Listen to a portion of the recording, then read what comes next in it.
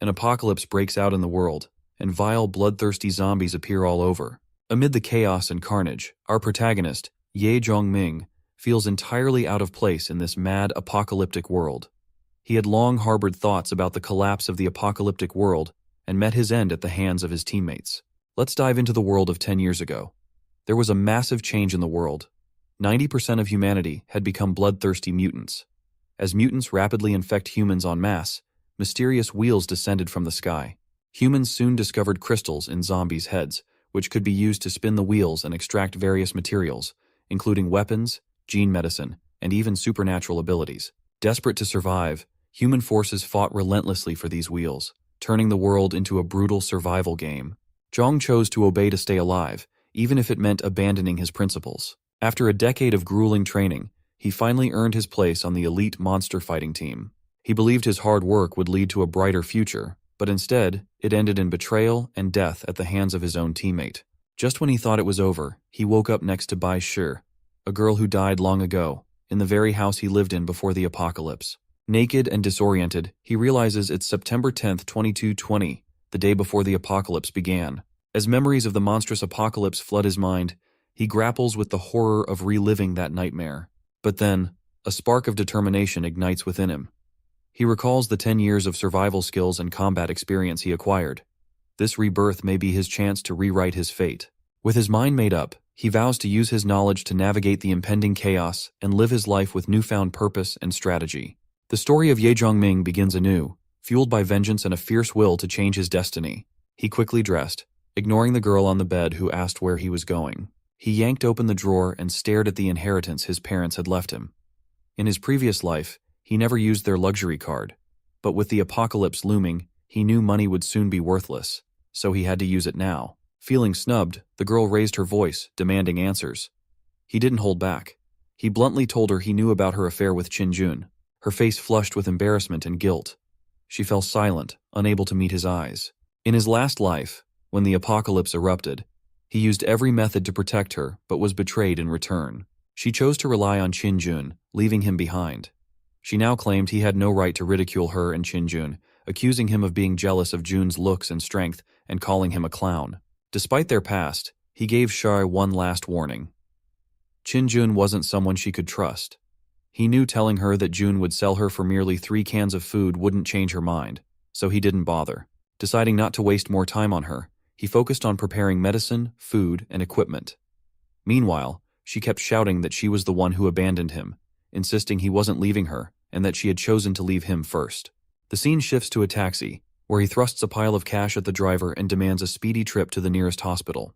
He swiftly gathers a stack of medicines at the hospital and stuffs them into a bag, knowing these supplies will be rare and incredibly valuable in the coming apocalypse. As he leaves the hospital, a woman accuses him of being an intruder and stealing. He says that the money for the medicines is on the counter, adding he has no time for further clarification, because people would only believe him once they meet the upcoming danger. He then hurries to an outdoor gear shop, methodically purchasing various defensive tools and gearing up from head to toe. Just as he's about to finalize his payment, he notices a machete on the weapons counter that resembles one he used in his past life. Without hesitation, he decides to buy it for 10 times the price, confident it will be invaluable. He left the shop confidently, unaware that the shopkeeper was secretly pleased, having duped him into paying 10 times the item's actual value. But the fool was oblivious to the looming danger ahead. After gathering everything he needed, he hopped into a taxi. The driver, enticed by the money, sped off, with the car racing towards Heyday Mansion, just a short distance away. He recalled from memory that the Apocalypse Wheel, also known as the Trade Wheel, the sole source of resources for survivors, should be located there. He needed to act quickly to secure the most vital equipment and special abilities it offered. He promised the taxi driver an extra $300 if he could get him to Heyday Mansion in 5 minutes. The driver quickly shifted gears, telling him to hold on tight. Racing down the road, the driver narrowly avoided hitting a pedestrian. As the driver sped ahead, his mind raced, remembering if he'd overlooked anything. Suddenly, it hit him. The Apocalypse Wheel, also known as the Trade Wheel. This was the sole source of survival resources. Water, food, equipment, and even special abilities. All could only be obtained by spinning that wheel. He needed to be the first to reach it. According to his memory, the first Apocalypse Wheel should be near the Heyday Mansion, but the taxi was stopped at the entrance to the high-end area. Undeterred, he instructed the driver to force their way through, promising to cover any damages. The driver complied and charged ahead while the alarmed policeman called for reinforcements. The car soon arrived at a desolate area and stopped slowly. Before getting out, he suggested the taxi driver stop and leave the area. He added that the driver should head to places with fewer people afterward. As he stepped out, guards chasing them quickly apprehended him. Noticing his calm demeanor, one guard mentioned that a taxi had smashed through their guardrails and accused him of trying to flee. The policeman warned him not to act dumb. Despite the situation, he remained composed and was told to look above in the sky. But a massive rumbling sound grew louder before the policeman could ask where, and he had no chance to reply. Slowly, an era-transcending battleship appeared, causing the policeman's expressions to shift from anger to sheer fear. Zhang felt a cold sweat as the scene mirrored precisely what happened 10 years ago. He wondered why the creator had left the wheel behind and forced people into conflict. Determined to change his fate, he seized this opportunity to become stronger and strike back. As the space battleship slowly approached, people who had no clue what was coming kept taking pictures to share online. But he knew better. He could tell it was only a matter of moments before the attack began. Seizing the chance, he turned and ran, using his martial arts to move swiftly. As he ran, he recalled that the attack would last 5 minutes. In that time, the world would descend into a living hell. In no time, he reached the door of a nearby villa. He rang the doorbell, posing as a delivery man. He remembered that the first wave of apocalyptic wheels would soon appear. Once the battleship ceased their assault, the wheels would descend. When the electric gate buzzed open, he slipped inside without hesitation. The woman inside, undeniably charming in her appearance, eyed him with suspicion. She insisted he wasn't a delivery man and demanded to know who he was. She warned him to leave or she would call the police. But he stood still, ignoring her words, knowing she had no combat skills and was completely unaware of the looming danger. Just as the woman was about to protest further, a loud explosion erupted outside, followed by terrified screams. His stomach tightened as he saw the massive space battleship releasing a fleet of giant vessels that crashed into cars and buildings. Curious onlookers moved closer, unaware of the threat, only to see the vessels split open, releasing a green mist that shot toward them. Within seconds, those caught in the fog transformed into terrifying undead. One man tried to save a friend, but it was too late. The friend had already turned into a deadly zombie who attacked him without mercy. For him, who had lived through the apocalypse, the chaos outside was nothing new. The lady, however, was visibly shaken by the screams and destruction. Her eyes wide with fear, she demanded that he leave her house immediately, clearly unsure of his intentions. But he, unfazed by her panic, ignored her and noticed a strange glimmer coming from the kitchen. Without hesitation, he rushed towards it and found himself staring at a massive golden wheel that had mysteriously appeared before him. Curious and anxious, the lady followed him into the kitchen, only to be stunned by the sight of the enormous wheel. At the center of the wheel was a gray crystal, indicating it was the one-rank, one-crystal wheel. Despite that, he felt a wave of satisfaction wash over him. He knew even a one-crystal wheel could offer something valuable. But the woman beside him was filled with doubt. How could something like this just appear out of nowhere? He wasn't concerned with her skepticism. He focused on the rewards within the wheel. He spotted a strengthening drug that could boost a person's strength 2 or 3-fold. But there was a problem.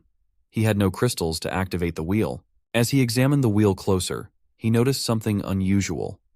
Typically, level 1 wheels only required 5 crystals, but this one needed 7. This difference made him confident there was something even more valuable hidden within. After another look, he spotted the prize, a lucky card. The lady, puzzled by his muttering, finally asked what he was talking about. He explained that a lucky card could enhance a person's unique abilities, such as improving their physical strength or granting them a companion beast. In the back of his mind, he wondered why this woman hadn't turned into a zombie yet. It could mean she had some resistance to the poison. He began to think she might be helpful, perhaps even a reliable assistant in the future. But the woman wasn't convinced by his explanation. She still eyed him suspiciously. He pointed out to the lady that the screaming outside had suddenly stopped. Her eyes widened with surprise as she realized something terrible must have happened. Ignoring the danger, she decided to step outside and see for herself. He knew this was a fatal mistake. The silence meant that most of the screaming humans had already turned into mutants, no longer able to cry out. As she cracked open the door, an undead creature lunged at her. She stumbled back, crashing to the ground, struggling desperately to fend off the snarling monster. But it quickly overpowered her, pinning her down. Just as it seemed she was done, a flash of light sliced through the air, and the undead's head rolled away. Dazed, the lady looked up to see him standing over her, his machete gleaming with fresh blood. He had saved her in the nick of time. He bent down and pulled a crystal from the monster's head. The lady stared at it, suddenly realizing it looked exactly like the one on the mysterious wheel in her kitchen. 2 more undead creatures charged toward the open door before she could fully process what had just happened. She screamed a warning, telling him to look behind him. In an instant, he spun around, facing the 2 undead head-on. With a quick, fluid motion, he leaned out of their reach and slashed once, taking both creatures down in a single deadly strike.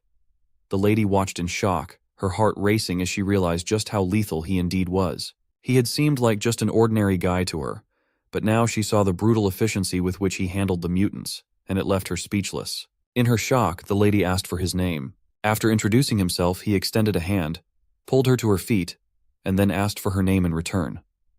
When she answered, his eyes widened in disbelief. She was Mu Xinfei, the rumored 9-star expert from his past life, the legendary figure who could single-handedly face entire divine armies. Yet here she was, just a delicate girl, far from the mighty existence he had known. Still shaken by his reaction, Xinfei pressed him for answers, demanding to know what was happening outside. He didn't hesitate, and bluntly informed her that Earth had been invaded. As she could see, most people had already turned into zombies. He explained that while he didn't yet know who was behind the invasion, a few people around the world, like the 2, hadn't been infected. He also mentioned that he had been collecting crystals from the heads of the undead, showing her the tiny, shimmering objects that were the key to survival in this new world. After listening to his detailed explanation, she grasped the dire situation outside and suggested they seek help from the government or military. But he shook his head, explaining that those entities likely collapsed within minutes of the attack. As far as he could tell, the entire Earth had become a playground for the undead. His mind raced with calculations. If Xin had become an N-star expert in his past life, she must have possessed some extraordinary traits that were still hidden. He needed an assistant, and she seemed like the perfect candidate. So, he decided to teach her the survival rules of this new undead world. First, he explained, were the wheels that humanity relied on to survive the apocalypse. Most supplies came from them, but activating a wheel required crystals extracted from the heads of the undead. The more valuable the wheel's rewards, the more crystals it needed. She, being sharp, quickly caught on that there must be more wheels out there. But her curiosity improved, and she asked how he knew all this. He didn't want to reveal that he had been reborn, so he swiftly changed the subject, suggesting she try spinning the wheel while he hunted zombies outside. Turning to leave, he paused at the door and gave her a stern warning to shut the door tightly behind him and, under no circumstances, to go outside. With that, he stepped out, preparing to face the undead once more, leaving her to process everything she had just learned. On the street, the undead wandered aimlessly, their groans filling the air. One of them seemed to sense something, turning its head just as he drove a blade into its skull. Sensing fresh prey, several other undead charged at him, but he was no easy target. His movements were quick and precise, his body agile as he weaved through the mass of rotting bodies. With practiced ease, he delivered powerful thrusts, slicing through the zombies like they were nothing more than overripe vegetables. As the last of them fell, he meticulously collected the crystals from their foreheads. But just as he finished, he heard desperate cries for help from behind him. Spinning around, he saw a girl being chased by 2 undead. Panic etched on her face. She bolted toward him, hiding behind his back in fear. Without hesitating, he stepped forward, meeting the undead head-on. With a swift motion, he brandished his blade, slashing them into mangled flesh with a series of rapid, deadly strikes.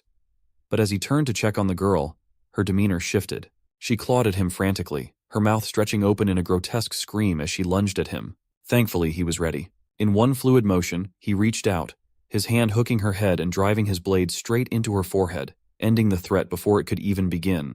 Xin was amazed when he returned with 11 undead crystals, adding them to the 3 he had already collected. It was just enough for 2 spins on the mysterious metal wheel. With Xin watching curiously, he carefully placed the crystals into the slots individually. As the last crystal disappeared, the wheel began spinning wildly, both watching in anticipation. He silently prayed for some functional medicine as the wheel blurred with speed. When it finally slowed to a stop, the wheel spat out 4 cans of food. He stared at them, feeling a wave of disappointment wash over him. During the apocalypse, canned food was a rare luxury, but it wasn't what he needed now. He wanted something to give them a fighting chance, not just more supplies.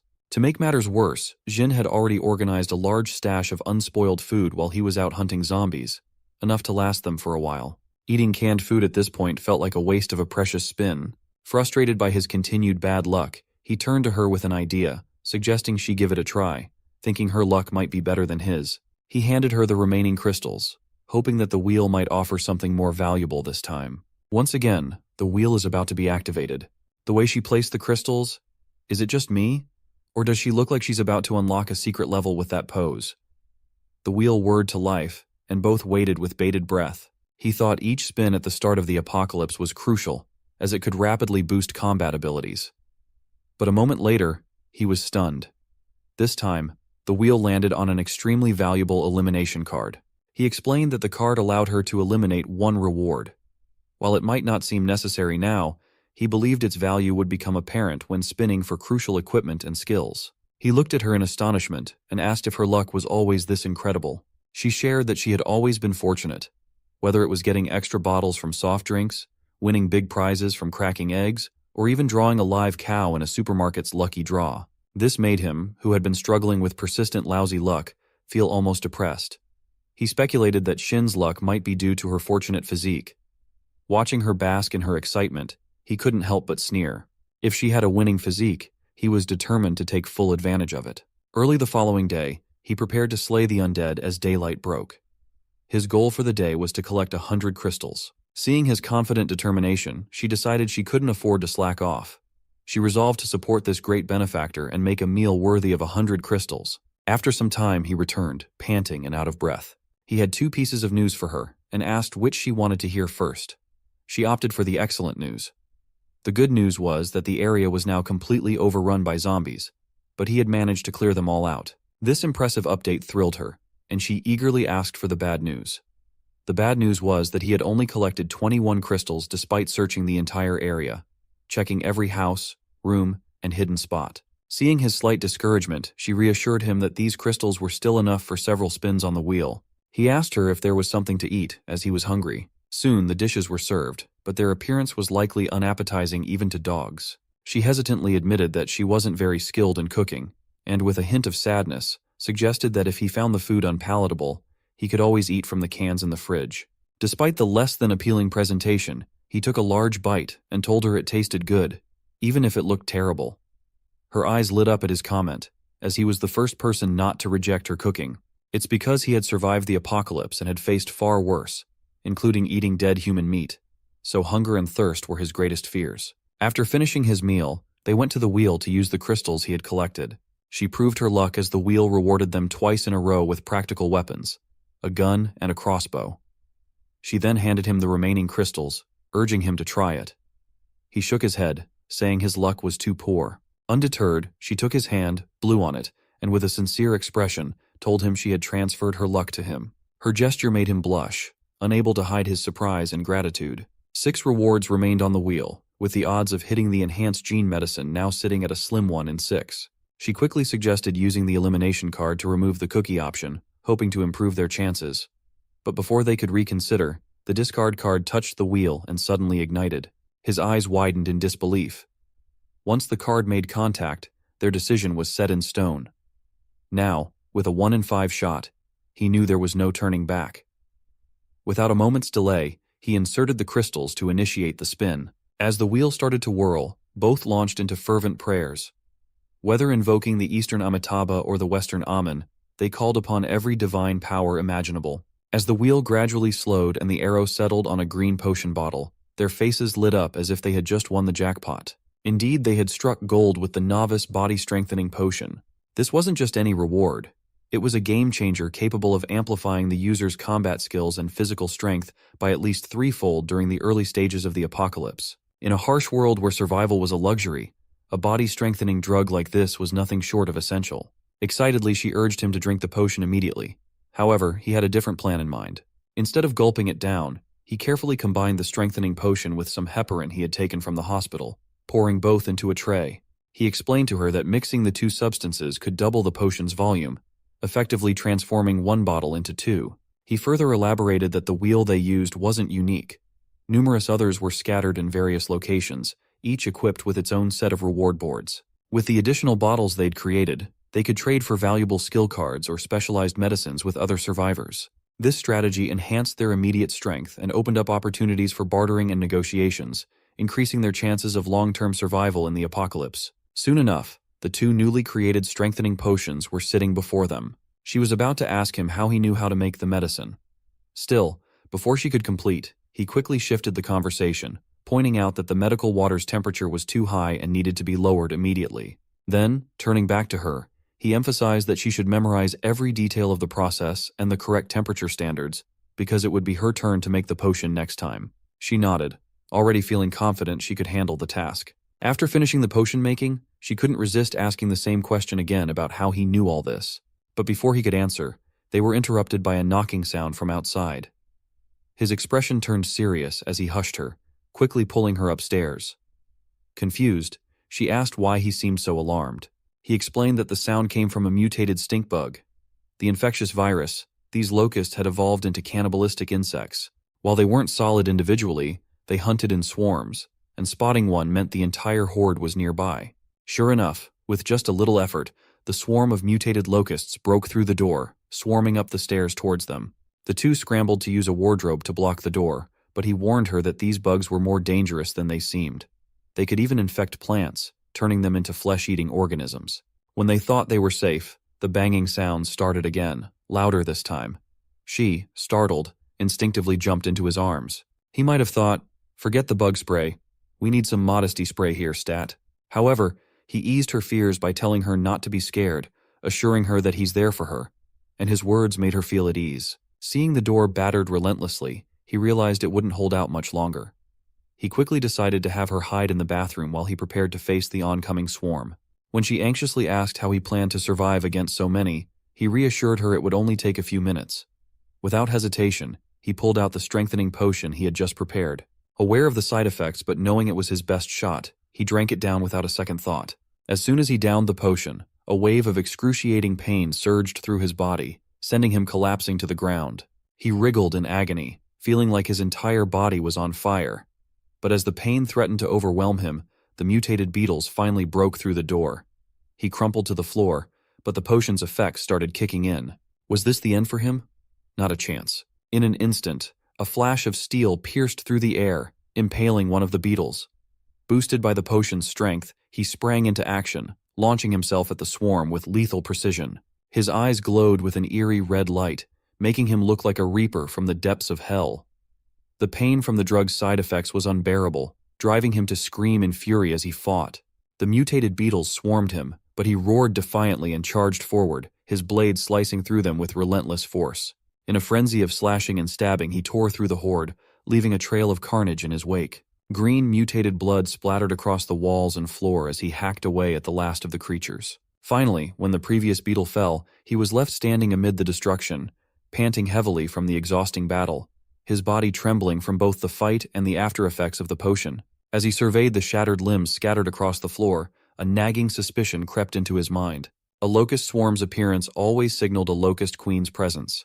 The swarm would keep reproducing endlessly if the queen wasn't dealt with. As he pondered this, a massive mutant loomed into view. It was the locust queen. Enraged at the sight of her slaughtered brood, the queen spewed a jet of green liquid at him. Fortunately, he reacted quickly, dodging the acidic spray by a hair's breadth. The liquid sizzled and corroded everything touched, but he wasn't intimidated. As the queen charged at him again, he decided to stop holding back. He leaped into the air in a flash, soaring above the queen before driving his blade down hard into her back. The locust queen let out a bone-chilling shriek of agony, writhing in pain. But he was relentless. He lived by the motto, "Strike when your enemy is weakest." Without hesitation, he twisted the blade handle, then plunged it in deeper. In moments, the queen's strength drained away, and she collapsed to the ground with a heavy thud, defeated. After the battle, he finally staggered over to the bathroom, knowing that the more he pushed himself, the worse the potion's side effects would become. But as soon as he opened the door, Shin leapt into his arms, clinging to him tightly. Despite his exhaustion, he felt a sense of comfort wash over him, and gently told her not to cry, reminding her that tears were the most useless thing in the apocalypse. Slowly, she managed to calm herself, though the shock of being saved from such a nightmare still lingered.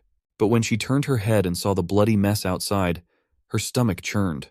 As she tried to figure out how on earth they were going to dispose of the pile of corpses, he made a surprising comment. He casually mentioned that these were all fresh, delicious sashimi, hinting that this would be their food source as time passed. When she looked at him in disbelief, he explained that food supplies would become scarce after a year, and these mutants would be one of the few edible resources left. He explained that in the apocalypse, food would come from 3 primary sources: unexpired food, food obtained from the wheel, and the corpses of the swarm. The idea of eating mutants made her eyes widen in horror, but he, ever pragmatic, pointed out that eating these creatures was still far better than resorting to cannibalism, a thought that left her even more shaken. Helplessly, she equipped herself with what she could find and began the grim task of hacking off the broken limbs. In no time, she had chunks of meat, both large and small, piled into a basin. He, noticing her quick adaptation, praised her for getting used to such gruesome work so swiftly. But before long, he approached her with his backpack slung over his shoulder, saying he needed to go out and gather more undead crystals. He reassured her to trust that he would return. With her gaze fixed on him as he departed, he once again ventured into danger, fully aware that he would have to push even further from their temporary refuge.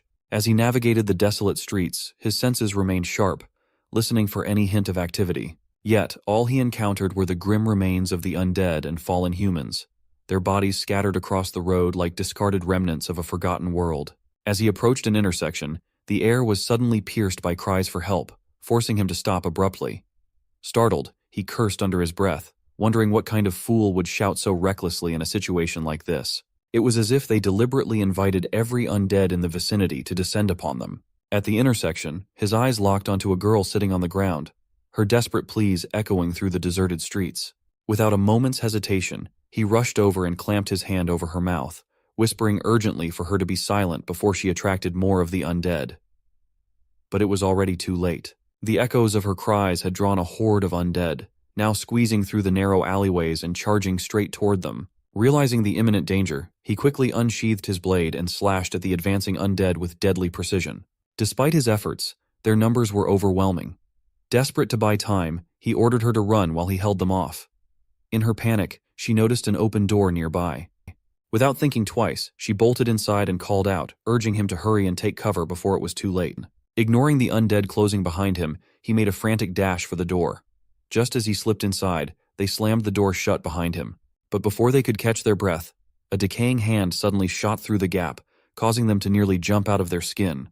The terror of the moment was reflected in their pale faces as the door, now unable to fully close. With no time to lose, they bolted up the stairs. But it quickly became apparent that her strength was failing.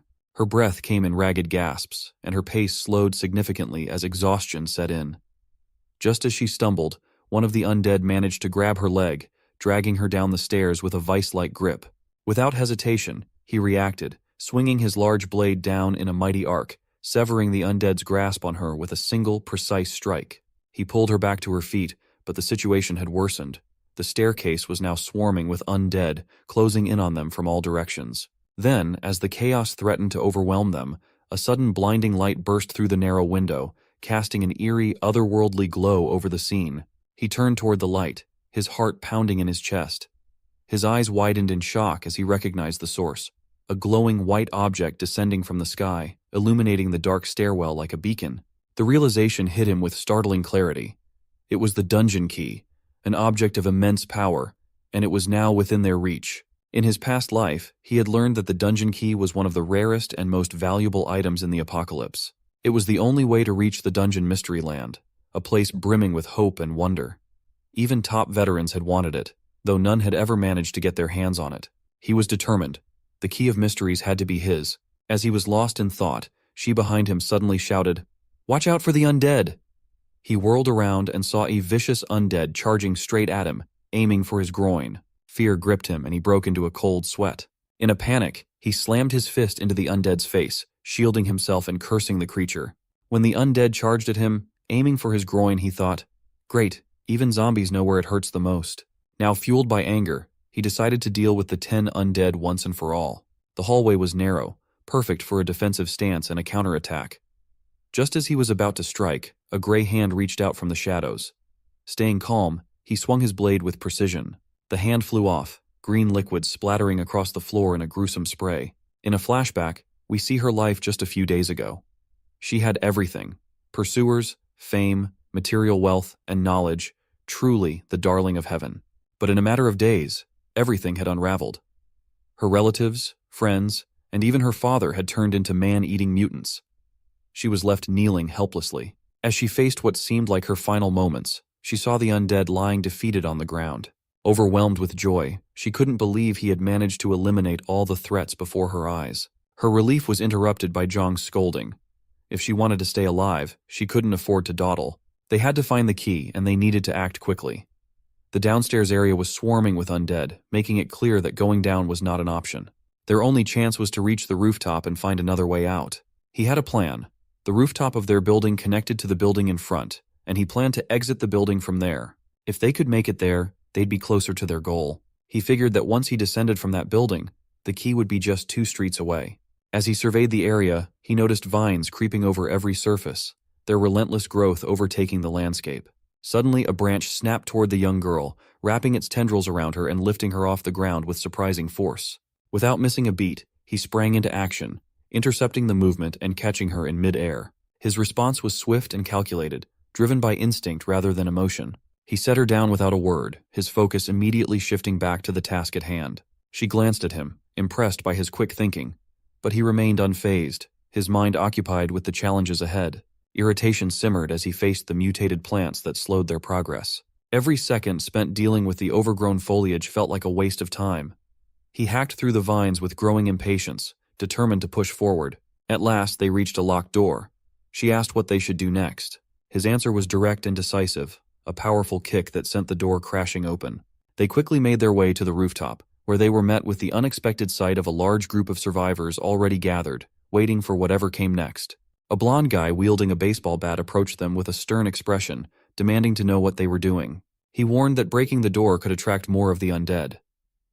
Zhang quickly stepped forward, clarifying that they meant no harm and had already cleared out all the zombies in their building.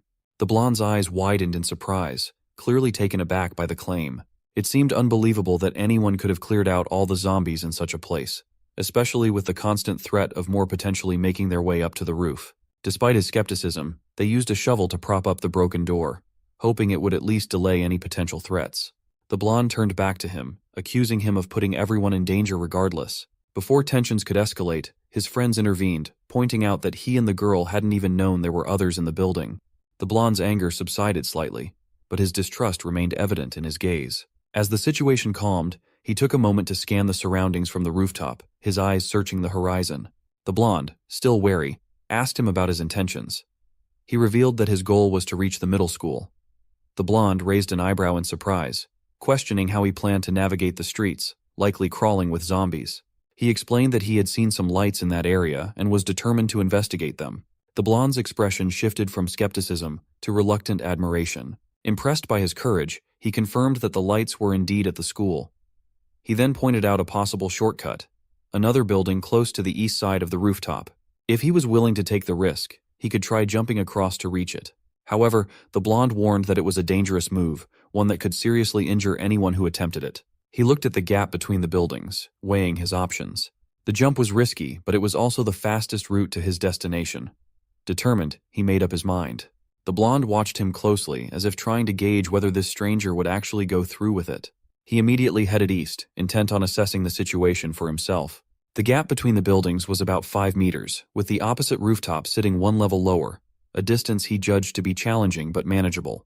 For him, it was nothing more than a test of his daily training, something he felt confident in handling. He made up his mind to take the leap. Just as he was about to move, the girl tugged at his clothes, her eyes wide with fear as she pleaded with him not to leave her behind. A brief pang of compassion crossed his mind, and he agreed to take her backpack with him across the gap. The blonde, watching this unfold, scoffed and warned that he was asking for trouble by trying to take both. Zhang, thinking quickly, suggested using ropes to secure the backpack and his body to hers, ensuring they could cross together safely. The blonde let out a harsh laugh, dismissing the idea. He pointed out that there was no way she could make the jump while burdened with both a heavy backpack and another person. Instead, he offered a different solution. The girl should pass the backpack to him, and he would throw it over once they were safely on the other side. But Zhang wasn't convinced. He knew that handing over the backpack could mean losing it forever, especially to someone as untrustworthy as the blonde. When he declined the offer, the blonde's demeanor shifted from dismissive to hostile. His eyes narrowed, and he threatened to break his arm if he didn't comply. Zhang could have replied with a cold smile, "You'll have to catch me first. Good luck with that." Without another word, he backed up, took a running start, and leaped from the 200-meter-high building. Time seemed to slow as he sailed through the air, the wind rushing past him. He landed on the opposite roof with a heavy thud, his bare arm and knee absorbing the impact, leaving scratches and bruises in their wake. The blonde stood on the other side, stunned into silence, unable to believe what he had just witnessed. Wasting no time, he quickly secured the ropes and prepared to help the girl across. But as he worked, he couldn't shake the feeling that they were being watched. His instincts proved correct. A hulking stranger, hidden in the shadows and observing them through binoculars, had been tracking their every move. This stranger, a member of a notorious outlaw community, saw the chaos unfolding below as an opportunity. These outlaws thrived on preying upon the vulnerable, exploiting lost and helpless women for their own twisted purposes. The predatory gleam in his eyes made it clear that he had set his sights on them, and he wasn't about to let this opportunity slip away. Inside the grimy, makeshift establishment, women were being forcibly abused, and in private rooms, people placed bets on the brutality of the assailants. One guy turned to his friend and asked how much longer he thought the abuser would last. The friend, placing a bet for a cigarette, guessed 1 more minute. The white-haired guy scoffed, saying that this rundown place didn't even have a box of wine. He'd only found the cigarette from the body of an old man. His friend countered that if the place wasn't a school canteen, where would he find wine? To get wine, he'd need to head to the principal's office. A bald guy chimed in, noting that the principal's office was locked by some fool of a student. So what could they do? One of the men suggested they wait for the 5th brother, Lao Wu, and proposed throwing all the girls to the zombies. The white-haired guy objected, arguing that they shouldn't throw them away. This angered the bald guy, who seemed to think they'd gone beyond the point of no return. As they conversed, the giant who had been closely watching the girl with Zhang walked in. The room erupted in chants of 5th brother in his honor. One of the men informed him that the building they were occupying was now surrounded by a massive horde of zombies, effectively trapping them inside. One guy grumbled about how one night had dramatically shifted the world's balance. Lao Wu laughed, dismissing the concern. He told them to do whatever they pleased, asserting that in this world, only the strongest reigned supreme. Even the apocalypse, he claimed, only made their rule more divine. The scene shifts to Zhang risking his life as he weaves through the perilous streets in search of the dungeon key. His movements are swift and calculated, effortlessly darting past lurking monsters. However, the girl struggles to keep up, her breath coming in short, ragged gasps. Fear and exhaustion weigh heavily on her, and she finally begs him to slow down, terrified that he might leave her behind. Irritated, he begrudgingly slows his pace, but not without grumbling under his breath. He mutters about how she's become a burden, feeling tricked into helping her simply because she appeared helpless. His frustration is palpable, yet despite his annoyance, she manages to keep up, pushing herself to match his pace. After what feels like an eternity, they finally reach the school. The silence that greets them is eerie, with not a single sound to indicate the presence of the undead. The air is thick with tension, and he can't help but wonder where the zombies have gone. He guesses that the quiet is due to the undead being gathered elsewhere by sheer chance. He's right. Inside the school, multiple students have barricaded themselves in classrooms, desperately trying to escape the undead that had overrun the area. Their faces are marked by despair, knowing that even if the zombies don't breach their makeshift defenses, hunger and isolation will eventually take their toll. As they cautiously move through the hallways, a girl trapped inside one of the classrooms spots them. Her eyes widen with a mix of hope and desperation, and she begins calling out for help, her voice trembling with fear. The girl at his side instinctively moves to respond, but he immediately stops her, his hand shooting out to silence her. "Don't," he admonishes, his voice low and stern. He reminds her that making noise could attract the undead lurking nearby, potentially leading them straight to their location. He points out, with a bluntness that stings, that she wouldn't be able to defend herself if they were swarmed. His words are harsh, but they're rooted in the grim reality of their situation. She hesitates, a pang of sadness washing over her as she looks at the trapped students. The sight of their helplessness and fear tugs at her heart, filling her with distress. She wants to help them, to do something, anything, to ease their suffering. But he, ever the realist, quickly quashes her thoughts of heroism. He explains that they have no idea how many zombies are outside those classrooms, and that he's not equipped to take on such a large number. His tone is firm as he tells her that this is the apocalypse, and if she truly wants to save those students, she'll have to find a way to do it on her own. The gravity of his words sinks in, and she nods, a quiet apology slipping from her lips. As she followed him through the dark, dilapidated corridors of the school, a flurry of questions raced through her mind. Why had he chosen this school as his destination? Was there any hidden sanctuary where they could evade the relentless zombies? The eerie silence of the school, punctuated only by their footsteps, heightened her anxiety. Trying to break the tension, she gathered the courage to thank him for saving her earlier and asked for his name. He stopped abruptly and turned to face her with a skeptical look. He asked her if she really thought a single word from her could repay the risk he had taken, his tone dripping with sarcasm. She was momentarily stunned, unsure of how to respond. His bluntness caught her off guard. In frustration, she asked what he actually wanted. With a smirk, he told her that he had saved her to use her as bait. He added, almost casually, that in a tight spot, a pack of instant noodles would be more useful than she was. His remark left her speechless and taken aback by his cold indifference. Swallowing her pride, she introduced herself as Liang Chu Yin. In return, he shared his name. Despite his harsh demeanor, she decided to stick with him, convincing herself that deep down, he was a decent person, even if his mood was perpetually sour. As they continued their search for the dungeon key, the distant cries for help from a corner classroom reached their ears. He hypothesized that the survivors inside might have seen the key or at least had valuable information about its location. He instructed Liang to stay hidden and, with agility, climbed up a pillar to reach the classroom. The noise from his movement attracted the undead inside the school. As a monstrous creature lunged at him, he reacted swiftly. He delivered a powerful kick to one's head, sending it crashing into a nearby wall. Landing with precision, he drew his blade and, in a series of swift, calculated strikes, dispatched the approaching undead. Inside the classroom, 3 survivors huddled together, their fear palpable. Among them was Teacher Pooh, who stepped forward with a mixture of relief and gratitude. He scanned the room, assessing the survivors, and wondering if they had seen where the key might have fallen. Teacher Pooh introduced himself and explained that they were trapped with 2 students and a girl named Chiang who had sadly perished. Pooh asked if they had seen a ray of light, emphasizing that any detail could be crucial. He promised that if they helped him locate the key, he would ensure their safety. The 2 students shook their heads, indicating they hadn't witnessed the light. However, Pooh spoke up with certainty, saying she had indeed seen it, and even knew where it had landed. His curiosity piqued, he immediately pressed for the exact location of the light. Pooh, however, insisted that he first rescue them before revealing the key's location. Doubts clouded his judgment, and he hesitated, questioning whether he would really assist them once he knew where the key was. Pooh described the key's descent in vivid detail, hoping it would be enough to secure their rescue. Despite the detailed description, he assessed that the situation was dire. There were too many undead outside to guarantee the safety of all 3 survivors. With his current capabilities, he could only take 2 people with him. The children, outraged by his decision, demanded an explanation for his apparent disregard for their companion's life. They argued vehemently, finding his choice unfair and unreasonable. He sneered at their frustration, dismissing their pleas with a grim reminder. There's no fairness in the apocalypse. Only the strong survive while the weak are left to perish. With a hardened resolve, he instructed them to remain where they were if they chose to wait for death. Drawing his sword and bracing for any potential attacks, he made his decision. He would take the 2 who were willing to follow him, leaving the rest to their uncertain fate.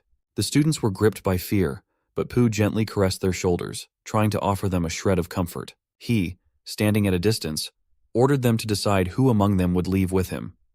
Understanding that only 2 could be saved out of the 3, Pooh didn't hesitate. Without a second thought, she selflessly offered the students the chance. Observing this, he assured her that he would safely escort the 2 children out. However, when he pressed for the key's exact location, Pooh, to his surprise, insisted that he wait until after the students were secure. She promised to write down the location and toss it down to him only once they were safe.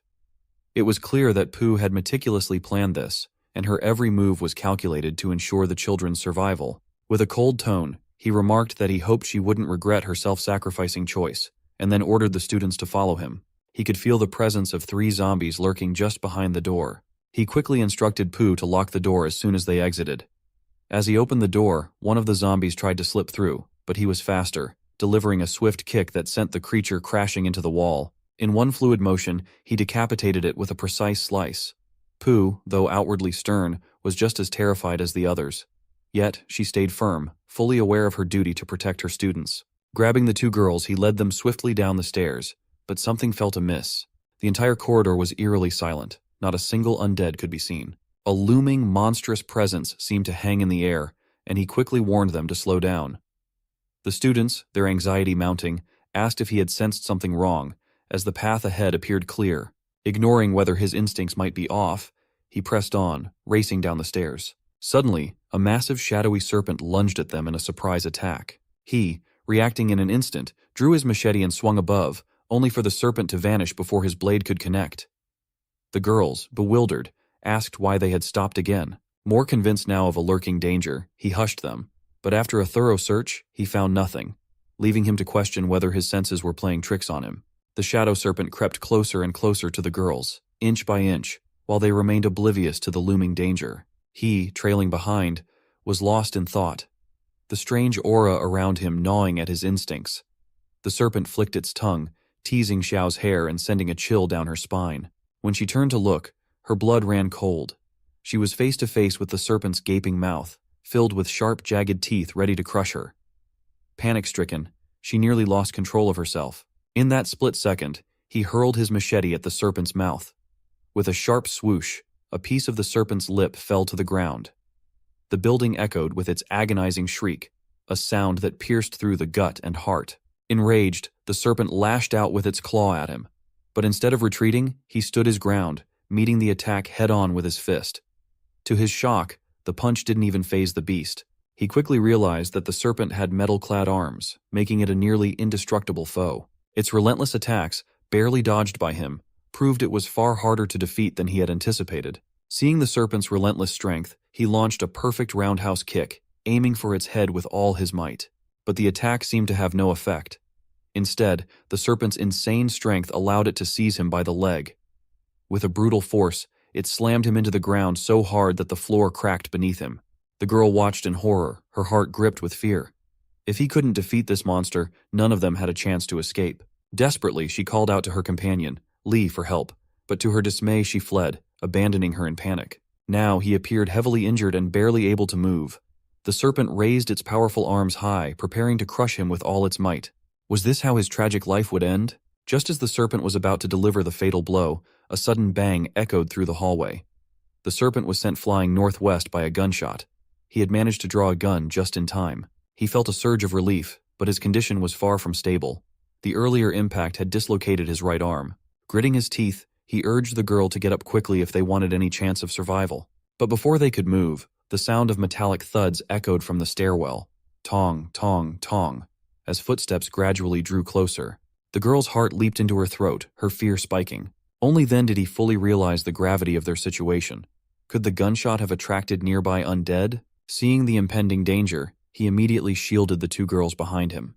But within seconds, Liang, having come up from downstairs, hurled herself into his arms, breathless and terrified. She stammered that she had waited for him so long she was scared to death. Relieved to see she wasn't one of the undead, the two girls exhaled deeply.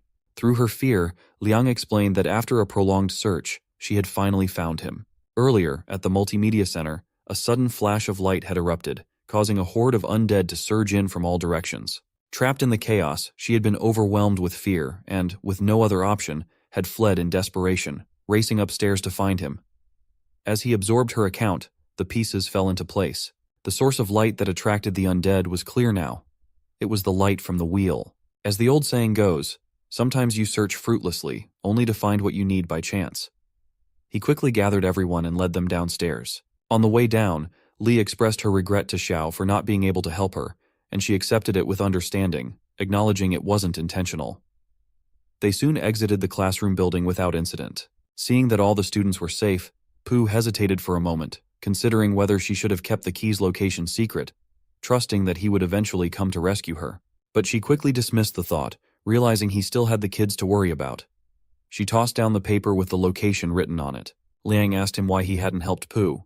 He explained that the teacher had mistrusted him, so he decided to teach her a lesson.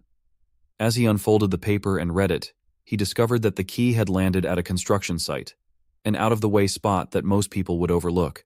Realizing the importance of finding the wheel that Liang mentioned, he concluded that the wheel was his top priority. Distrusting the students' reliability, he decided to look for the wheel first rather than search for the dungeon key with them. He informed everyone that they were heading to the multimedia center despite her warning that it was overrun with zombies. He brushed off the danger, confident that the greater the risk, the greater the reward.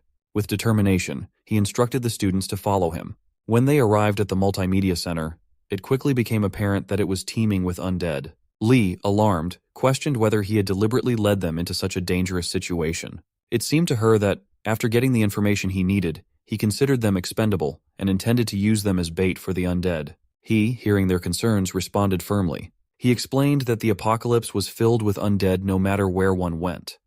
He assured them that he wasn't so despicable as to use them as mere bait. He made it clear that they had to wait outside until he cleared out the center and returned. After giving his instructions, he ventured alone into the multimedia center. Liang wondered why he was so determined to go inside. Was there something crucial he needed? Lee, meanwhile, was concerned that he was making a grave mistake. Despite having a gun, she doubted his ability to take on all the zombies alone. While they took refuge in a hallway, Lee decided they should leave for a safer location. She grabbed Xiao's hand and urged her to come with her, insisting that they couldn't wait around and risk being killed by the zombies. She frightened Xiao by suggesting that Zhang might not survive the overwhelming number of undead and that they needed to avoid the same fate. Xiao, who was soft-hearted, hesitated, worried about leaving him after all he had done for them. Liang, sensing something off, asked what they were planning. Li fibbed, claiming she had a stomachache and that Xiao was just accompanying her to the washroom. Although she found this explanation suspicious, her primary concern was for Zhang's safety. As he stepped inside, he saw a group of pitch-black undead. The situation was grim, but he noted with relief that there were no mutated monsters among them, unlike before. He prepared for yet another intense battle, knowing there was no room for hesitation. His right arm hung uselessly at his side, dislocated from a previous encounter. Without wasting any time, he grabbed his arm and, biting down on his machete to keep from making noise, forcefully reset it with a sharp crack. The pain shot through him, but he didn't dwell on it. He had been through this process many times in his past life, and knew better than to let it slow him down. The noise, however, caught the attention of the nearby zombies, who began closing in. He didn't hesitate. He quickly drew his pistol and started firing, each shot precise and controlled. The zombies fell one by one, their bodies piling up on the floor as he methodically cleared the room. The sound of gunfire echoed through the building, alerting those outside to the danger within. Li, assessing the situation, immediately formulated a plan. She decided to take shelter in the teacher's dormitory and urged Xiao to come with her, knowing they needed to act fast. However, Xiao broke away from her grip and ran toward Liang, pleading with her to join them instead. Li, frustrated by her actions, muttered that bringing her along was a mistake, thinking more people would only mean less food to go around. Liang, however, refused to abandon him. She questioned how long they thought they could survive without him. He was a powerful ally, and leaving him behind would be a death sentence for them. She tried to change Liang's mind, pointing out the risks, but Liang countered with cold logic. If Zhang couldn't handle himself inside the center, they had no chance of surviving outside. She was left without a response, silenced by her reasoning. Inside the building, the battle continued. Zhang moved with precision, cutting down the undead with ruthless efficiency. The floor was littered with the corpses of the zombies he had defeated, a stark reminder of the relentless fight he had just endured. Then something caught his eye amidst the chaos. Standing before him was a color wheel, distinct and unexpected. He approached cautiously, realizing as he got closer that this wasn't just any ordinary wheel. It was an extra-rare tricolor wheel, far more valuable than anything he had anticipated finding. He paused, his mind racing as he assessed the situation. He knew its value and what it could mean for his future efforts. The exhaustion from the battle faded into the background as he prepared to claim this rare find. Understanding the significance of what lay before him, in the apocalypse, wheels wield incredible power, with the potential to save lives. While ordinary wheels range from grade 1 to 9, there are also special multicolored wheels. The tricolor wheel, the 7-color wheel, and the 9-color wheel. Ordinary wheels offer equipment and food, but multicolored wheels provide extraordinary benefits. They grant formidable battle skills such as warrior, assassin, and ranger abilities, as well as incredible support skills like doctor, alchemy, and even chef. Attaining a professional skill from a wheel unlocks its greatest resources. For instance, an assassin with a wild battle sword could achieve movie-like precision and prowess. However, compared to a single-color wheel, multicolored wheels are incredibly rare. There's also a risk. If the wheel lands on a black area, it could explode like a bomb. As he focused on the wheel, he noticed a badge within the black area, indicating it was a professional section, and therefore, safe from explosion. Despite his string of rotten luck, he had unexpectedly found a tricolor wheel. Could it be that Shin's luck had somehow transferred to him? In the hallway, Xiao desperately tried to persuade Liang to flee from the center, but she steadfastly refused. Instead, she warned them about the danger of making noise and attracting more zombies. Li, however, was confident that the zombies wouldn't pose a threat since they were all drawn to Zhang inside the center. She forcefully dragged Xiao away, sarcastically suggesting they should wait for his corpse, their supposed savior. Liang, enraged by this remark, slapped Li across the face, demanding she remember who had saved her life. Li, stung by the humiliation, retaliated with a slap of her own, warning Liang not to think he would always be there to protect them. As the tension escalated, Xiao tried to lead her away from the area, unaware of the looming dangers of the apocalypse. Meanwhile, in the darkness, a pair of watchful eyes focused intently on Liang, who remained blissfully unaware of the impending danger. Fifth brother, enjoying their recent fight, gave orders to his men to capture her immediately. Despite their concerns about plunging into a horde of zombies, their leader was confident that all the zombies had been lured into the center, making it relatively safe elsewhere. On the other side, Li, fuming with anger, searched for a good hiding spot. Xiao, bewildered and questioning their decision to go off alone, tried to keep her voice low, knowing that Li had already been slapped for her concerns. As they descended the stairs, they arrived at a location where they could clearly detect someone's presence due to subtle movements. Meanwhile, Liang was consumed by anger at the ungrateful girls. As she wandered aimlessly, she heard their distant screams. At that moment, a dark shadow began to close in on her. Before she could react, a man seized her from behind, restraining her tightly. Liang cried out loudly in panic, but her pleas went unheard. Suddenly, a crude man appeared from around the corner, leering as he remarked on Liang's beauty. He ordered his men to take her to Lao Wu for their amusement. She warned them that Zhang would not take kindly to this, but they dismissed her, confident that he was likely dead and that no one would come to her rescue. Back inside the multimedia center, he wished for a cheat code to automatically gather all the crystals, because in an apocalypse, the only thing worse than zombies is manual labor. Unaware of the chaos outside, he wished for a cheat code like in a game that could automatically gather all the crystals for him. Li and Xiao sprinted through the desolate streets, a savage zombie closing in on them with terrifying speed. Their breath came in ragged gasps as they cried out for help, but Li quickly silenced Xiao, warning her that shouting would only draw more of the undead to their location. In her desperation, Li stumbled, her legs giving way beneath her. Xiao, noticing her friend's struggle, stopped in her tracks and extended a hand to help her up. The zombie was nearly upon them, its growls growing louder. But Li, driven by an overwhelming instinct to survive, made a split-second decision. With a forceful shove, she pushed Xiao directly into the path of the approaching zombie, using her as bait to buy herself time to escape. Xiao's eyes widened in shock and disbelief as she was thrown to the ground, left to the mercy of the undead. The zombie pounced on her with feral aggression, and within moments, her screams were silenced, replaced by the grisly sounds of her demise. Li, drenched in sweat and shaking from the near miss, forced herself to keep moving. She retraced her steps back to the spot where Zhang had instructed them to wait, only to be confronted by a horrifying sight. Liang was being dragged away by a group of kidnappers, her struggles futile against their overwhelming strength. Fear gripped Li as she watched the scene unfold, knowing that if she stayed, she could easily share the same fate. Without a second thought, Li began to back away, hoping to escape unnoticed. But one of the kidnappers caught sight of her and immediately gave chase. Panic surged through her as she fled once more, her lungs burning with every breath. Meanwhile, Liang, refusing to give in without a fight, managed to sink her teeth into the hand of one of her captors. He cursed in pain, loosening his grip just enough for her to break free. She stumbled and fell, but before the kidnapper could recapture her, a sharp blade suddenly pierced his hand. The kidnapper howled in agony, releasing her as he clutched his wounded hand. She, seizing the opportunity, scrambled to her feet and rushed towards Zhang, who had just arrived in the nick of time. She threw herself into his arms, relief washing over her as she realized he had come to save her. The building echoed with the kidnapper's gut-wrenching scream as he pulled the blade from his hand, his face contorted in fury. He spat out a threat, vowing that his boss and the notorious fifth brother would never let this insult go unpunished. But before he could finish his sentence, Zhang delivered a crushing punch to his chest, followed by a brutal kick to his face that sent him crumpling to the ground. With the kidnappers incapacitated, he turned to Liang, his expression serious. He asked where the other girls were, and she explained that Li and Xiao had doubted he would make it out alive, so they had decided to head in a different direction. As they spoke, Li staggered into view, breathless and disheveled. She quickly fabricated a story, claiming that Xiao had fallen behind and was overtaken by zombies. Her voice trembled as she apologized, promising to be more cautious in the future. Liang asked him what he was going to plan to do with the kidnappers. He told Liang that she needn't worry. The zombies would take care of them. There was no point in wasting any more energy on scum like them.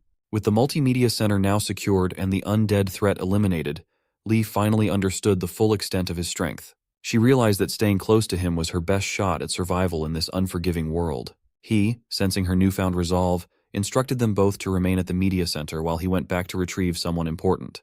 As he disappeared into the shadows once more, the gravity of their situation sank in. They were now bound to his fate, their survival intertwined with his as they navigated the perils of a world overrun by the dead and ruled by the ruthless. Teacher Pooh heard knocking on the door and, in her despair, grabbed a shard of broken glass, ready to end her life. In the chaos of the apocalypse, where the undead roamed freely, she feared the worst and believed that death was imminent. She resolved to end her life on her own terms, feeling that her mission to help her students had been fulfilled. Just as she was about to act, Zhang kicked the door open with a forceful bang, interrupting her desperate decision. His timely arrival prevented her from making a tragic mistake. Teacher Pooh threw herself into his arms, tears flowing as she sobbed that she genuinely believed she was going to die. She thanked him for not abandoning her. Feeling satisfied after dealing with the kidnappers, Zhang tried to maintain his composure, struggling to hide his blush. He explained that his actions had been a lesson in trust, and now he was taking her to safety. On the other hand, Liang and Li were busy collecting crystals, as he had instructed. Li complained about the task, finding it repulsive. When he returned with Pooh, she quickly approached her student, embracing her and anxiously asking about Xiao. Upon learning that Xiao had been killed by the undead, Pooh blamed herself, unaware that Li had actually pushed Xiao into the path of danger. Seeing Pooh's distress, Li feigned sympathy, claiming that Xiao's death could have been avoided if Zhang had agreed to save everyone at once. She implied that they were indirectly responsible for Xiao's demise. Hearing Li's accusations, Liang erupted, shouting that if she hadn't ignored the advice and insisted on bringing Xiao along, the girl might not have been killed by the undead. Li, however, retorted that both Liang and Zhang had used people as bait for the undead, playing the role of saviors while putting others at risk. Before Li could say more, he slapped her face and told her to think before speaking in the future. He clarified that if he could save her, he could just as quickly leave her to the undead. He hoped the slap would make her realize that, in this apocalypse, taking on more people meant more danger, and he was under no obligation to save her. Saving her was an act of benevolence. Not saving her was his right. Seeing the tension escalate, Pooh quickly intervened, trying to calm things down. She explained that children often speak without thinking and urged everyone not to take it personally. She also expressed her gratitude to him for saving her life. Liang asked him why they had been tasked with collecting all the crystals. Without answering immediately, he led the group to where the tricolor wheel had appeared. Liang was surprised to discover this was where the crystals were meant to be used. He then explained that, unlike the rank wheel, the tricolor wheel didn't simply count the number of crystals. Instead, it measured their energy to meet a specific activation threshold. He inserted 26 rank 1 crystals into the energy plate, and the wheel began to spin rapidly. A wave of relief washed over him, knowing the effort to gather the crystals hadn't been wasted. The wheel eventually stopped on the red square, and a box emerged. He opened it with eager anticipation, expecting an influential combat profession. However, his excitement quickly turned to shock when he saw the profession he had been awarded. Glory Artisan. Realizing this role wouldn't make him exceptional, he was disappointed. From the colored wheels, one can receive both a primary profession and a support profession. Support professions are secondary and do not enhance combat abilities. Artisan is classified as a support-type profession. Professions are ranked into 4 tiers: trainee, novice, intermediate, and advanced. He hadn't expected that the crystals he had painstakingly gathered would result in such a seemingly useless profession. This outcome only reinforced his belief that his luck was entirely cursed. Li asked to see the reward he received, feeling that all her hard work collecting crystals shouldn't be used by him alone. He handed the paper to Pooh and began examining the other items the wheel had produced, including a 4-colored badge that seemed unusual to him.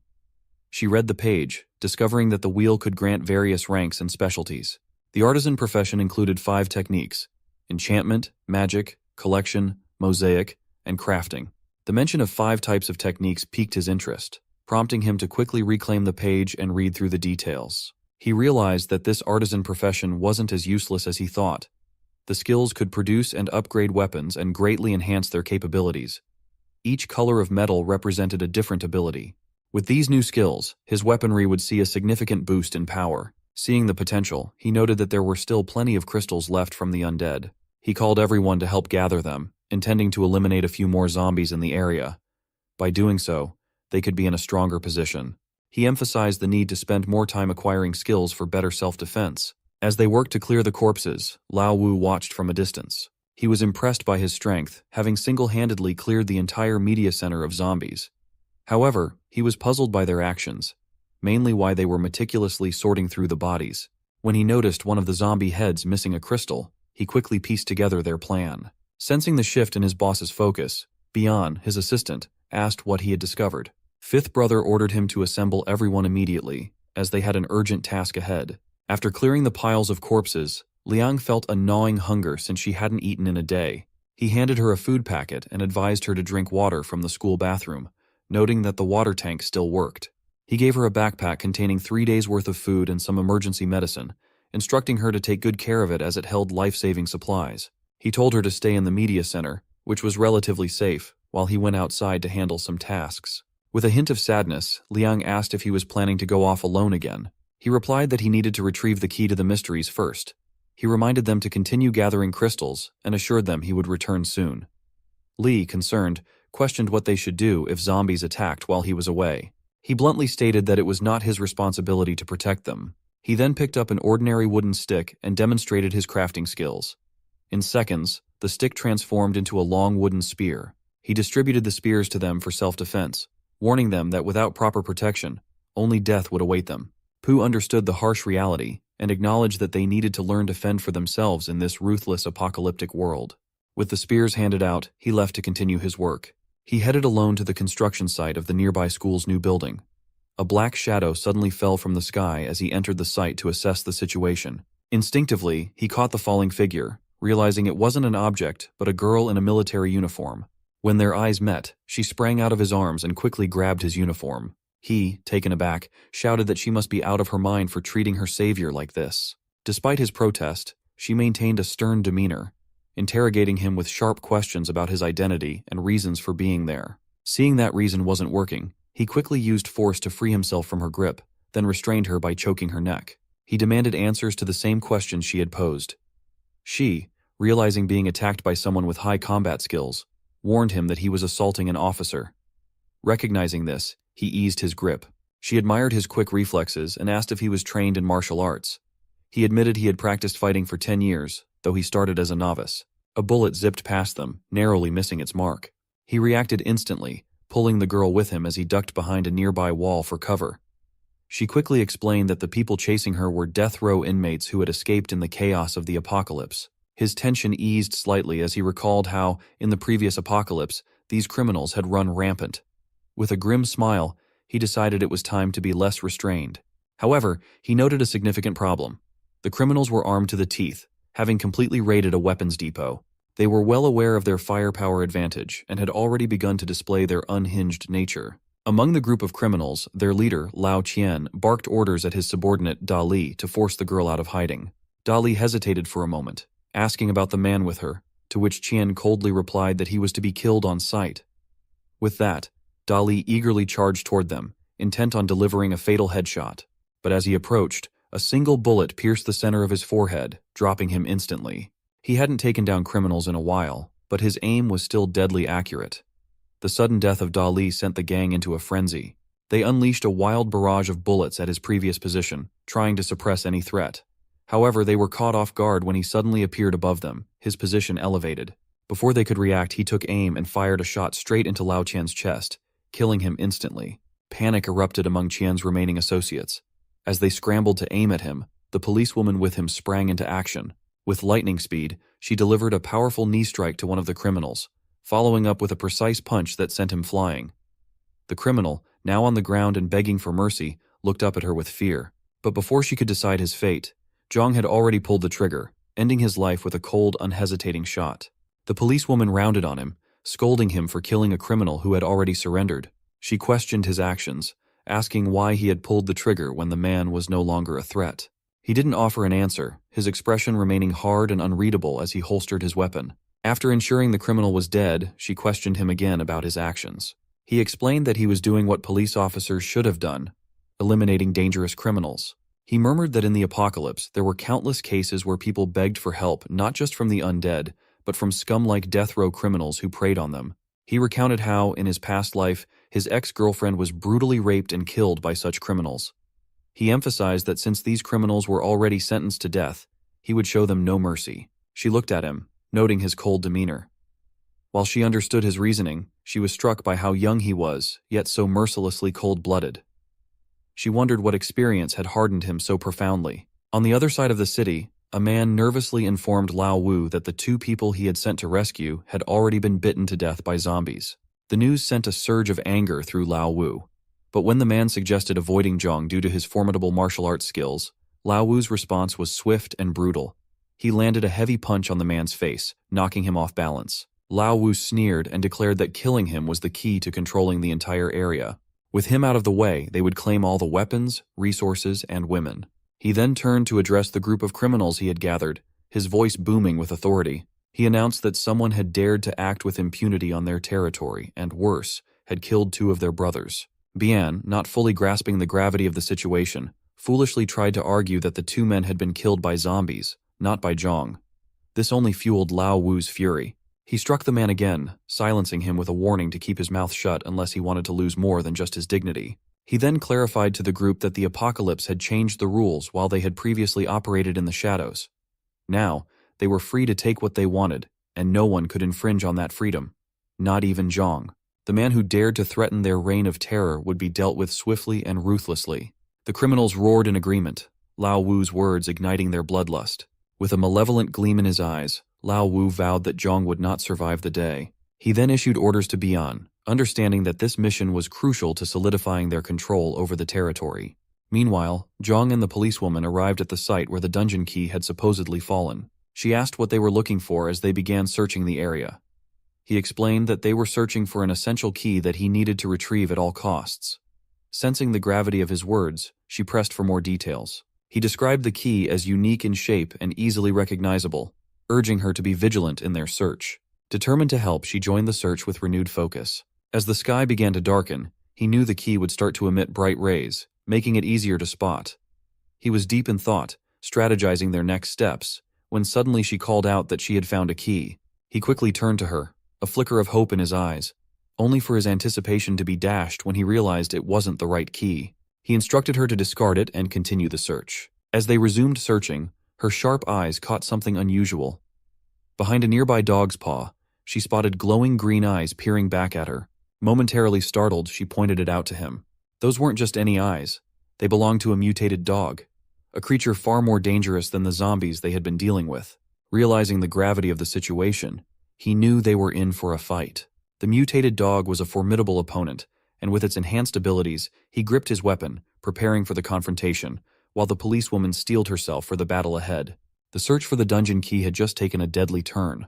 It was a level 2 mutated dog, and the sight of its sheer size and strength was enough to unsettle anyone who charged at them with a menacing growl. He fired 2 shots quickly, but the agile beast dodged effortlessly.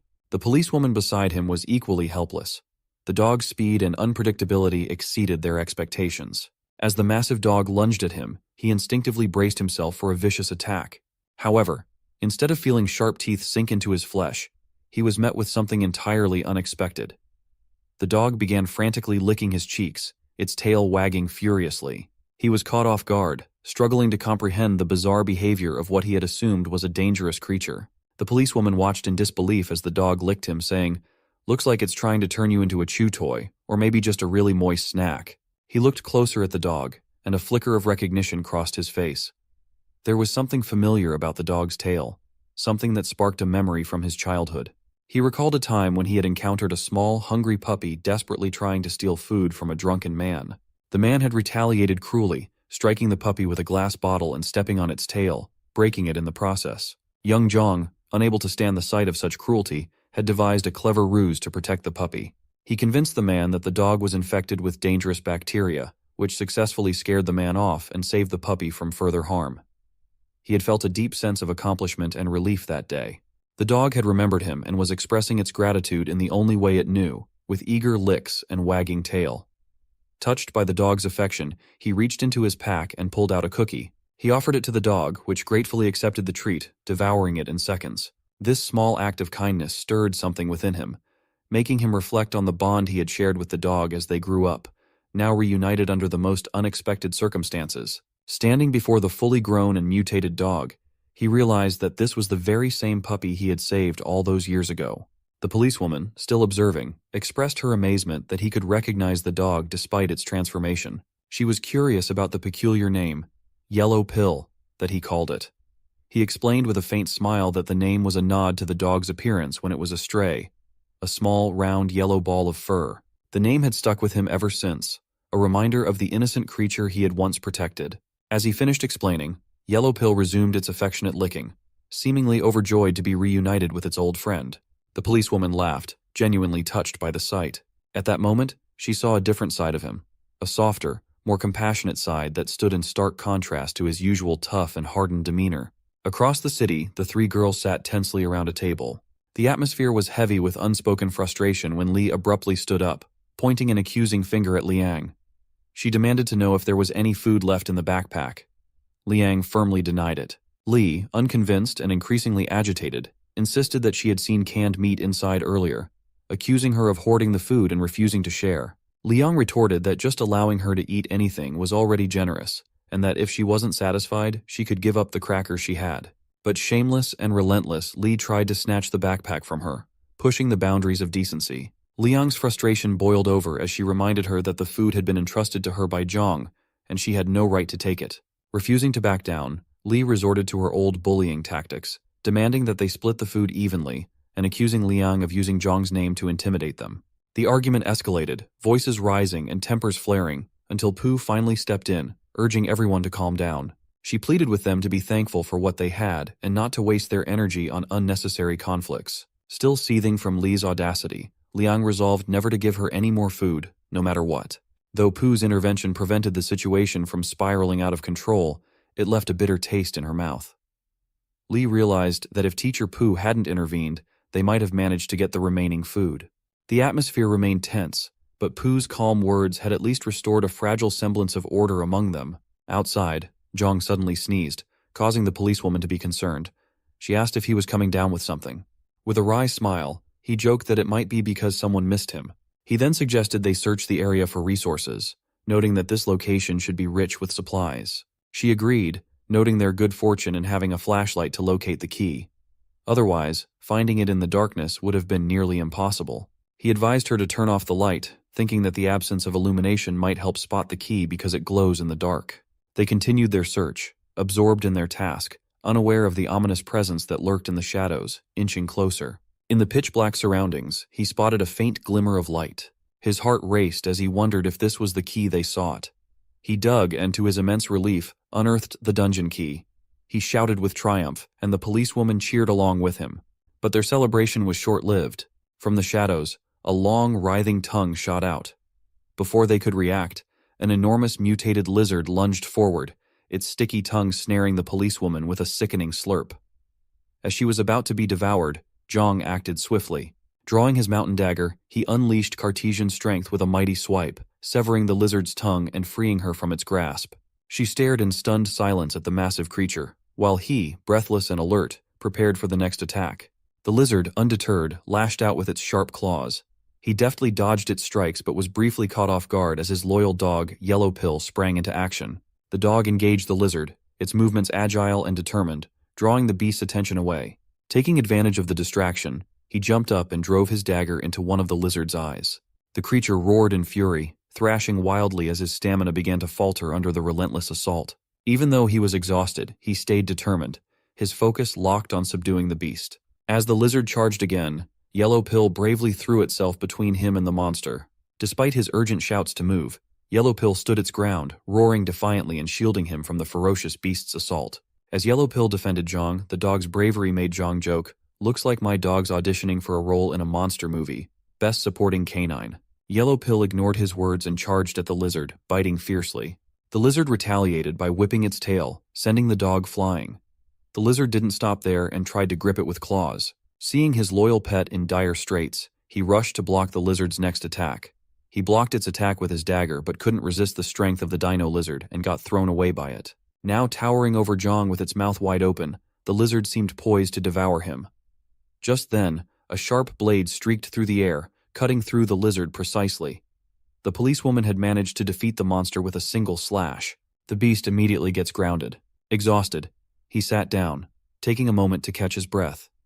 He expected such a ferocious act from her. He gently stroked Yellow Pill's head, praising the dog for its bravery. "Well done," he said, relieved to see that Yellow Pill had shown remarkable courage despite being a dog in the face of danger. Yellow Pill responded by licking him all over, leaving him covered in slobber.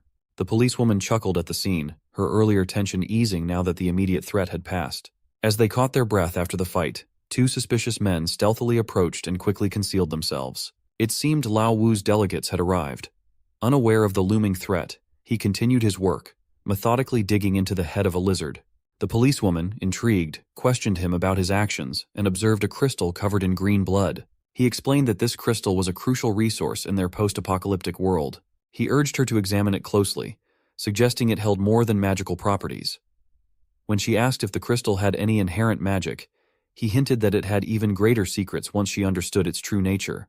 The policewoman's curiosity was piqued, and she pressed for more information. True to form, he insisted on a condition before divulging more details. The policewoman, however, was unimpressed by his offer. She found it audacious for Zhang to impose conditions on a police officer and decided she could uncover the crystal's secrets alone. He was taken aback by her immediate rejection, something he hadn't encountered from females before, unlike Xin and Liang, who had been more receptive. She, having decided, turned to leave, stating that with everything settled, it was time for them to part ways. He was taken aback by how swiftly their brief friendship had ended. Hesitantly, he called after her, admitting he had a somewhat unreasonable request.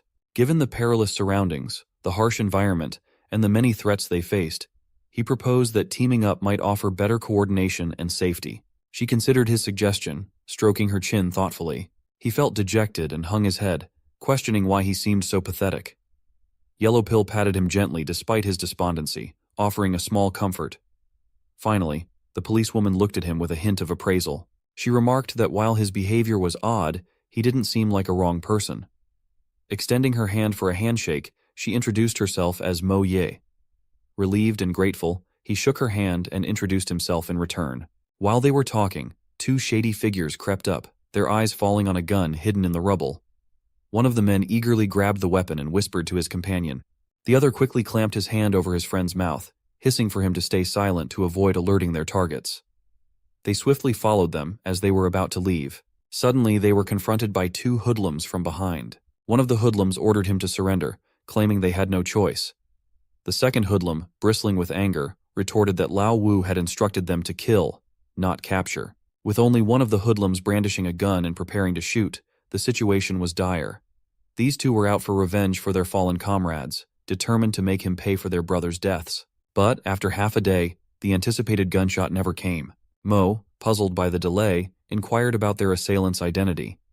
He revealed that these men were criminals, much like the one they had previously dispatched. The gunman's face turned awkward as he glanced behind him. Why wasn't he firing? His companion chastised him for his incompetence, revealing that he hadn't disengaged the safety mechanism. The gunman, bewildered, asked what the safety was, admitting he was a guard who had never handled a real gun before. His partner was equally shocked, realizing the guard's arrogance was unfounded. As the gun's safety lever clicked off, the Yellow Pill zombie dog sprang up from below, causing both men to freeze in terror. The creature lunged at one of them, sinking its teeth into his hand. His scream for help echoed through the area as he desperately called out to his brother, Dao, who was already trying to escape. Realizing the relentless nature of the zombie dog and the futility of seeking help, Dao's panic escalated. Seizing the moment, Mo sprang into action with swift precision. She efficiently neutralized the remaining threats, her movements a blur of expertise. In a quick and decisive motion, she kicked Dao in the face, sending him crashing to the ground. The sight of Mo's impressive combat skills left him with no doubt. Crossing her again would be a serious mistake. With the two hoodlums now restrained and struggling, he took a firm stance. His tone was stern as he demanded answers. He made it clear that if they wanted to avoid losing too much blood, they needed to reveal Lao Wu's whereabouts immediately. Lao Wu was now strolling through the hallway where Zhang had previously taken down the zombies. He ordered Bian to collect the crystals from the undead's heads.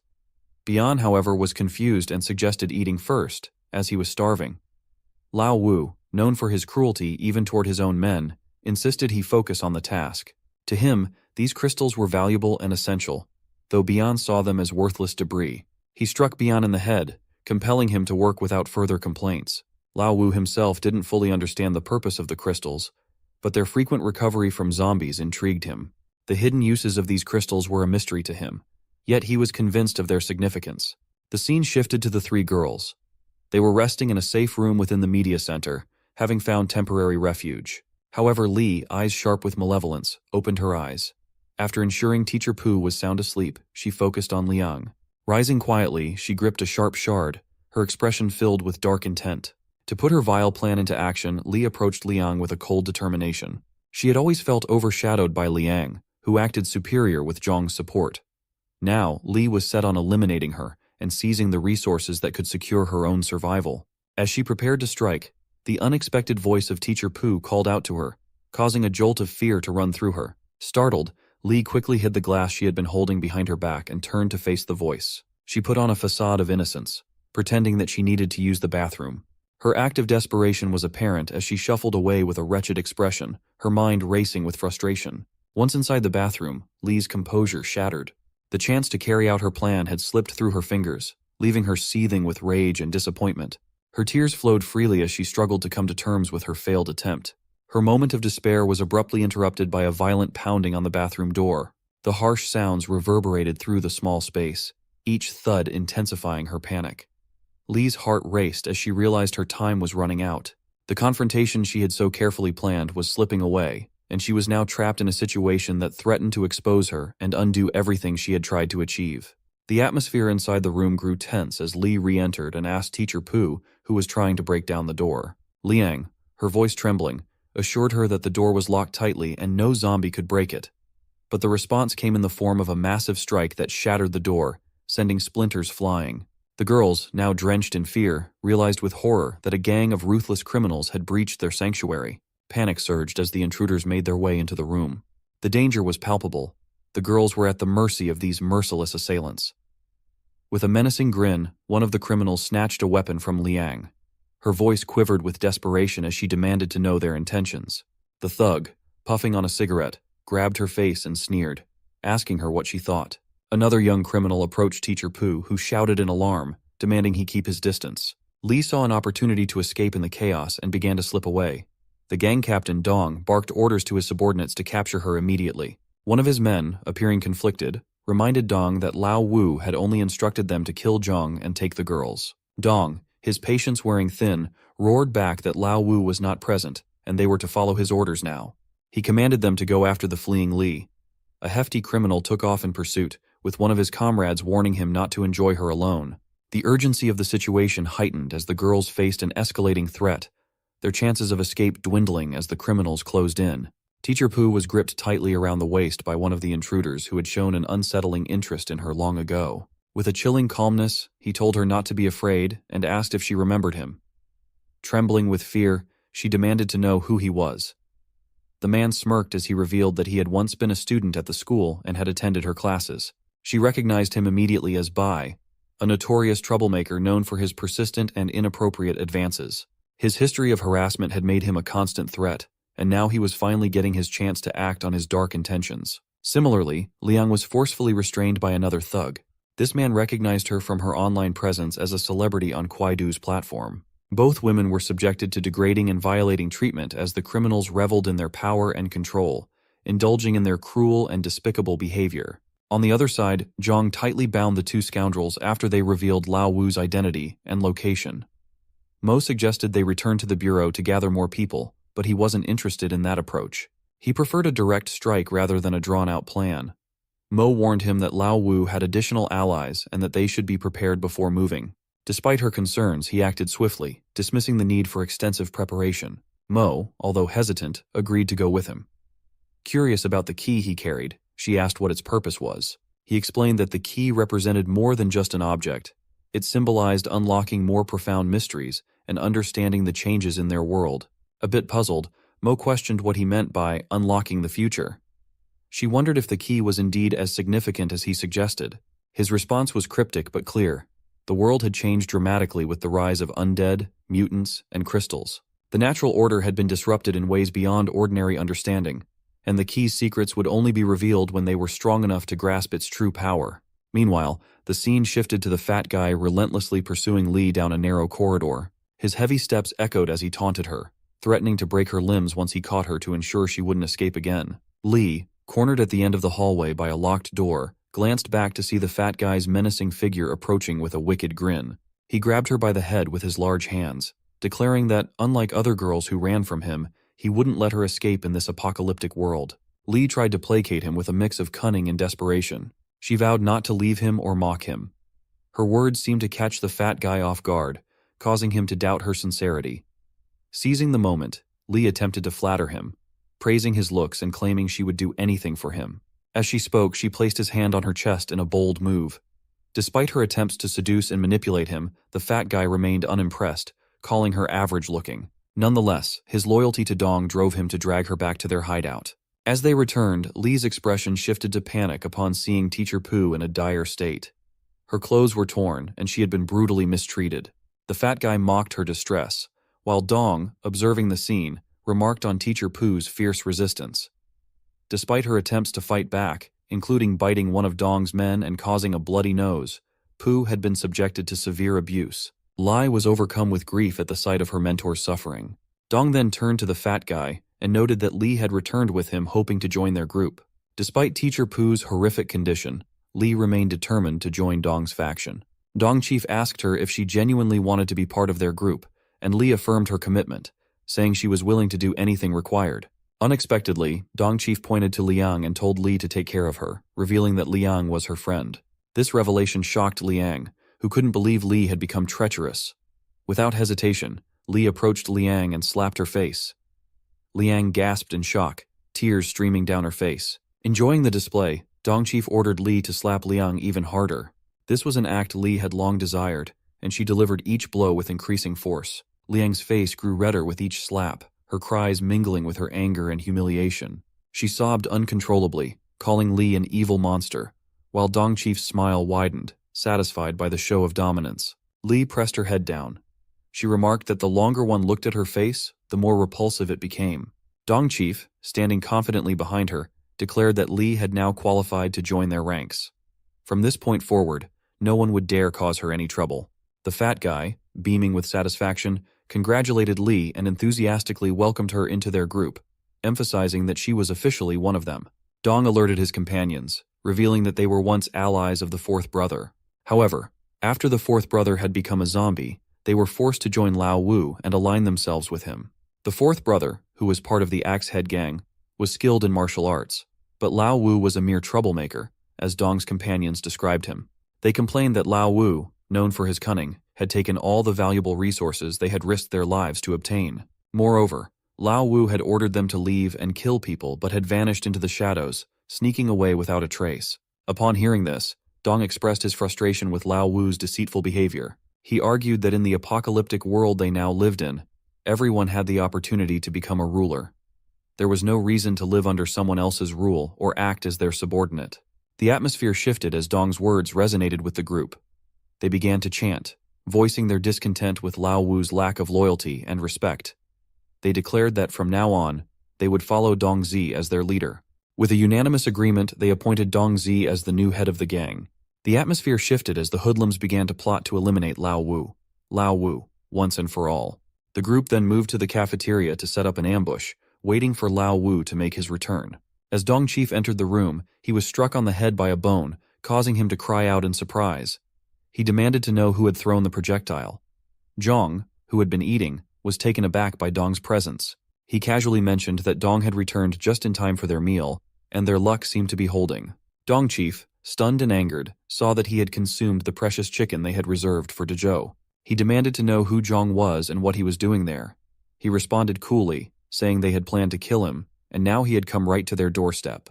Dong's suspicion grew that this might be the person fifth brother wanted dead, wondering if his fellow criminals had failed in their mission. Reading Dong's confusion, he revealed that he had already dealt with the two brothers they had sent to kill him, and was now ready to confront Dong himself. Dong's subordinates, seething with anger at him, demanded whether they should kill him immediately. However, his situation worsened when they pushed Liang out of the way.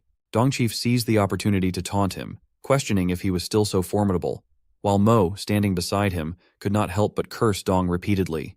Dong Chief's mocking continued, growing more furious, but he remained resolute, insisting that the girl had no connection to him as they were merely using each other. He declared that Dong's filthy hands and vile words were no longer needed.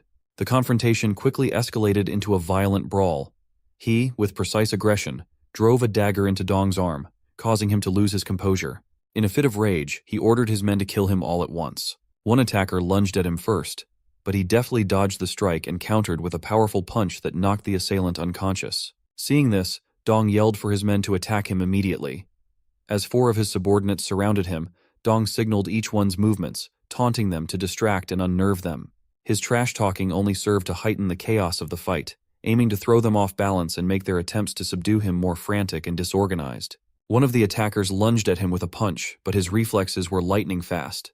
He seized the assailant's arm, twisting it with a brutal roll that dislocated it with a sickening crack. The man howled in pain, crumpling to the ground. Meanwhile, another opponent managed to grab a bystander from behind, locking him in a vice-like grip. With a swift, punishing motion, he slammed the victim into the ground, pinning him down by his neck. The scene now turned to a frail, long-haired figure who trembled at the sight of him advancing toward him. However, the burly thug, intent on confronting Zhang himself, shoved the weakling aside.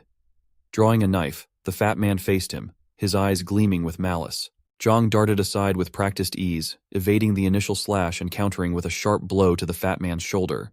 The strike did not affect the robust adversary, who retaliated by swinging his knife viciously at him. In a rapid and decisive move, he wrested the knife from the fat man's hand, and with a powerful soaring kick, struck the giant squarely in the face. The force of the kick sent the thug crashing to the ground, unconscious. Dong, watching the fight unfold, realized the sheer strength he possessed. It was clear now why Lao Wu had instructed them to eliminate him. With only one opponent remaining, Dong drew out Teacher Pu as a hostage, holding her tightly and warning him to surrender. His threats were dire. If he did not comply, Teacher Pu would pay the price. Dong insisted that they had done no wrong to her, but if he took action, he would be responsible for her death.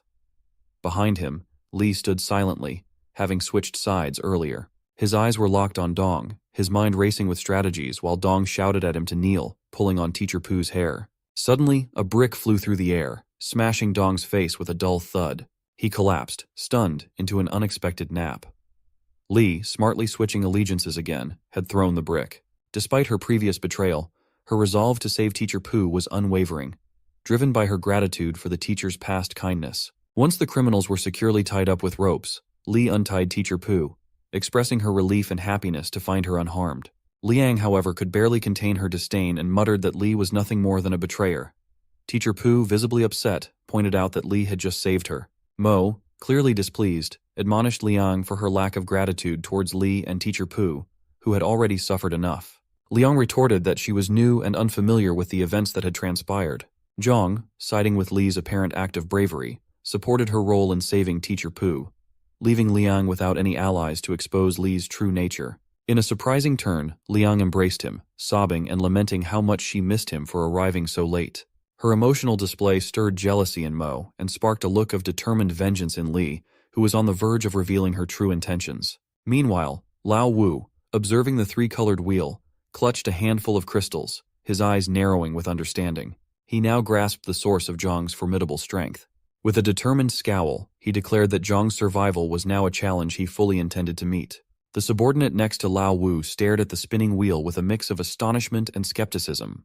"Can this big rock really draw rewards?" he muttered, his disbelief clear in his voice. Lao Wu, already irked, responded with a sharp punch to his head, silencing his incredulity. The wheel whirred and spun, coming to a halt with a sudden chime. The notification that appeared announced the acquisition of the profession of trainee alchemist. His face twisted into a scowl of fury. To him, the reward seemed like a joke.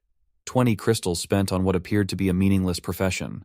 Frustration boiled over, and he kicked Bian, barking orders for him to search the area for anything of real value. Unbeknownst to him, his reckless use of crystals had triggered a mechanism that would release the remaining crystals, making the next draw significantly easier. At that moment, Bian returned, lugging a heavily loaded bag, clearly packed with items they had taken from Liang earlier. Lao Wu eagerly rifled through the contents. Snack packs, canned goods, and more were strewn about, but one item caught his eye. a vial labeled primary strengthening medicine. The label promised rapid enhancements in physique, speed, and strength, though it came with severe side effects, including intense pain and, potentially, death for those unable to endure it. Bian looked on in astonishment, bewildered by Lao Wu's familiarity with the medicine. His eyes lit up with a sudden realization. His new trainee alchemist profession must have given him insight into the potion's effects. He suspected that Zhang had used a similar concoction to gain his impressive strength. Driven by a mix of curiosity and anger, he decided to test the potion himself. Without a hint of hesitation, he downed the entire vial in one gulp. Almost instantly, his eyes widened, and his veins bulged as his body surged with newfound strength. Bian, alarmed by the transformation, began to move toward the door, intending to call for help. But before he could escape, a massive fist crashed down in front of him, blocking his way. An enormous creature, reminiscent of a shadow serpent, roared menacingly. Lao Wu, determined to test his enhanced abilities, charged forward to confront the beast, eager to see if the potion had truly delivered the power it promised. Meanwhile, Zhang and his team had returned to Shin's hideout. They unloaded their bags and sorted through the loot they had recovered from Lao Wu. Zhang, needing to investigate further, went up to the upper floors but found no one. Liang's urgent call from downstairs brought him back to the first floor, where chaos had erupted in the kitchen. Amidst the mess, a bloody handprint smeared across the wall caught his eye. Above it, written in blood, was a message. "Supermarket got the wheel." Zhang's heart sank as he realized this message could be a crucial lead, hinting at a possible clue or direction in their search. Lao Wu stood proudly over the defeated shadow serpent, basking in the admiration of Bian. He was ready to claim victory over the undead, confident they would soon fall before him. However, his triumph was short-lived. Upon arriving to find Dong and the others, he discovered Bian tied up and learned that Dongzi had been killed and his resources stolen. The betrayal ignited a furious rage in Lao Wu. He roared in anger, vowing to hunt down Zhang and kill him with his own hands. He swore to torture him until he begged for mercy, then finish him off by tearing him to shreds. Before he finished speaking, Zhang had already experienced a premonition. Standing behind him, Liang asked if he was okay, wondering why he had suddenly shuddered. He explained that he had a strange premonition. Mo suggested he rest if tired, and Pu advised him to drink water. He mentioned that his companion Shin might be in danger and had left information behind, so they needed to act quickly, starting with the supermarket. Liang, feeling jealous, asked if Shin was his girlfriend, to which he replied that she was a good partner. This response pleased Liang, and she excitedly urged him to prepare to find her. Liang's jealousy over Shin is like the classic love triangle from manhwa, just without the sparkles and dramatic background music. He reminded them to avoid disrupting him in this operation and emphasized that, as teammates, they needed to contribute effectively. Before the operation, he carefully planned who should accompany him. He considered Liang intelligent and loyal, making her an excellent choice to support him in nurturing Shin. Mo, an expert in close combat, would assist in fighting. However, he questioned whether he should bring teacher Pu. Pu explained that she was skilled in healthcare and new medical treatments, so she could provide support from the back line. He agreed, but warned them not to be a burden, as he couldn't protect everyone. He asked the police officer if she would assist in the operation, and she readily agreed. They packed their bags and set off quickly. He thought about the urgency of finding Shin and securing a new food source, noting that their current supplies would last only a few more days. Despite having many crystals, they couldn't buy much with them. Mo approached him, curious about his preoccupation. He explained that they would leave some items behind and only bring essential supplies. Mo suggested that leaving items there wasn't safe and offered an idea. He was surprised by her critical thinking, which also solved his worry about the availability of scarce resources in their search. They headed to a police bureau truck, which Mo revealed had been specially transported by her boss. It was one of the best vehicles from the bureau, equipped with armor, hill-climbing capabilities, and a hefty load capacity. He thanked Mo, recognizing that the armored truck would benefit their mission. On the other hand, Lao Wu, seething with fury, stormed out of the media center, determined to kill Zhang. Bian asked what to do with the remaining companions as he made his way. Enraged by the betrayal of Dong and his team, Lao Wu decided to leave them behind and went for the bloodthirsty zombies. He was furious that they had dared to betray him and believed he could handle the zombies alone. Their fate was sealed. He would focus on his mission of vengeance against Zhang. A while later, he drove Mo's military truck from the bureau, skillfully drifting it around corners. The horde of undead barely slowed the vehicle down, their decaying bodies no match for the sheer power of the truck. As he navigated through the chaos, he couldn't help but acknowledge how amazing the truck was. Sitting behind him, Pooh sighed in admiration, muttering how it was no wonder that Mo, a guard far more capable than ordinary people, had managed to secure such a beast of a vehicle. Liang, on the other hand, felt a pang of jealousy toward Mo. She always craved the opportunity to prove her worth and to be the one earning credit for her contributions. His attention shifted to the map in his hand. Shin had failed to mark the location of the supermarket, leaving them to navigate blindly. He suggested that after they passed the intersection, they should start hitting the supermarkets one by one. His eyes scanned the road ahead, but before he could finish, a horde of undead surged forward, not with their usual mindless aggression, but as if they were fleeing something far more terrifying. Liang's sharp voice urged everyone to look at the side of the truck. An enormous mutated ape had appeared, tearing through the zombie corpses like they were nothing more than snacks. His heart raced as he recognized the creature, a mutated white ape known for its immense strength and vicious temperament. He was only a level 1 fighter, completely outmatched by the beast. Yet, a flicker of hope ignited as memories from his past life surfaced. He had faced white apes before and knew some of their weaknesses. He ordered everyone to sit tight, saying it was over and that it had noticed them, his voice tense as he stomped on the gas, desperate to flee. But fate wasn't on their side. The truck veered sharply and crashed into an electric pole, the impact jolting everyone inside. The giant white ape leaped onto the truck with a thunderous crash, its weight nearly toppling the vehicle. Liang and the others were thrown around inside the cabin, barely holding on. Through the shattered window, the ape's piercing red eyes locked onto Zhang, who fought to regain control of the truck. Despite his best efforts, the ape clung to the vehicle with relentless tenacity, its enormous hands gripping the metal quickly. Realizing the situation was beyond his control, he made a split-second decision. "Mo, take the wheel!" he barked, unbuckling his seatbelt. As Mo slid into the driver's seat, he swung the door open and launched himself at the ape, slashing wildly with his weapon. But his attacks barely scratched the creature's thick hide.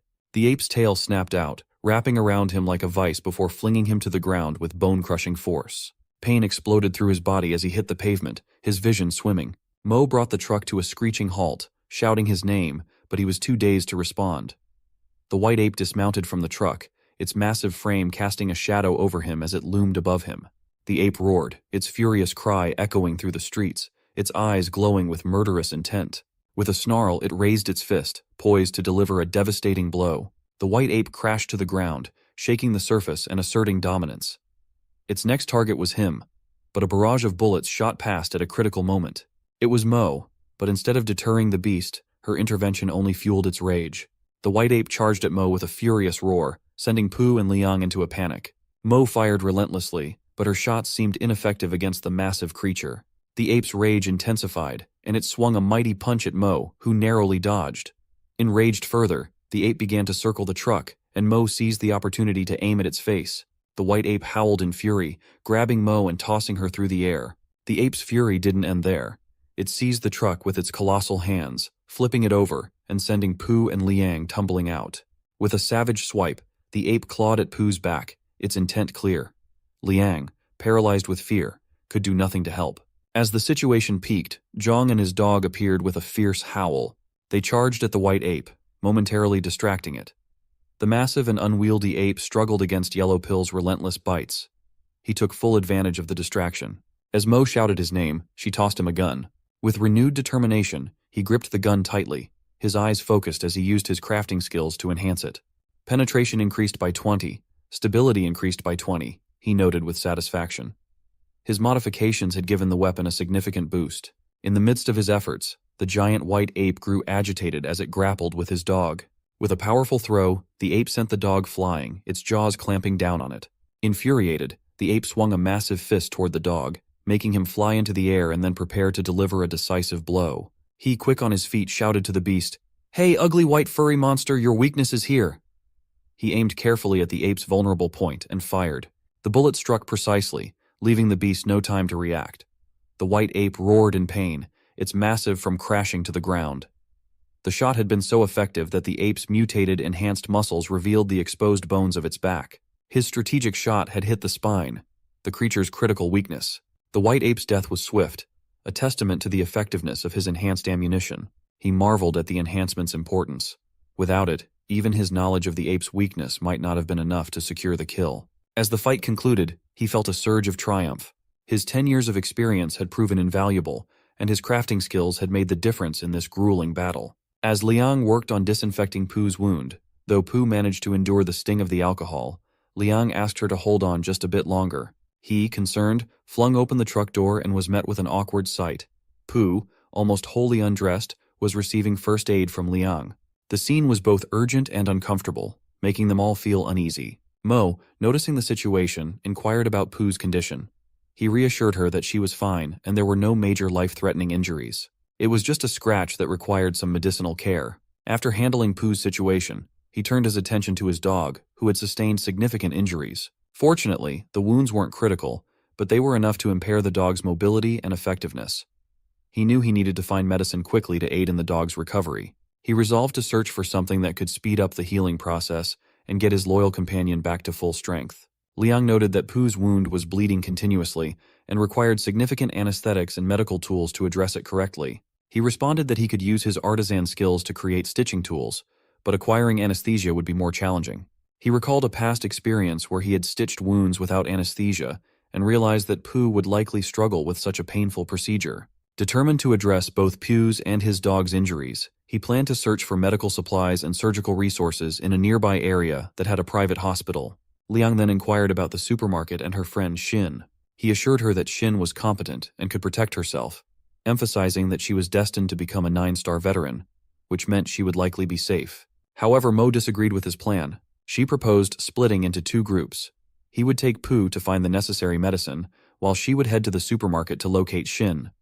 He quickly rejected the idea, citing concerns about potential mutated beasts on the road.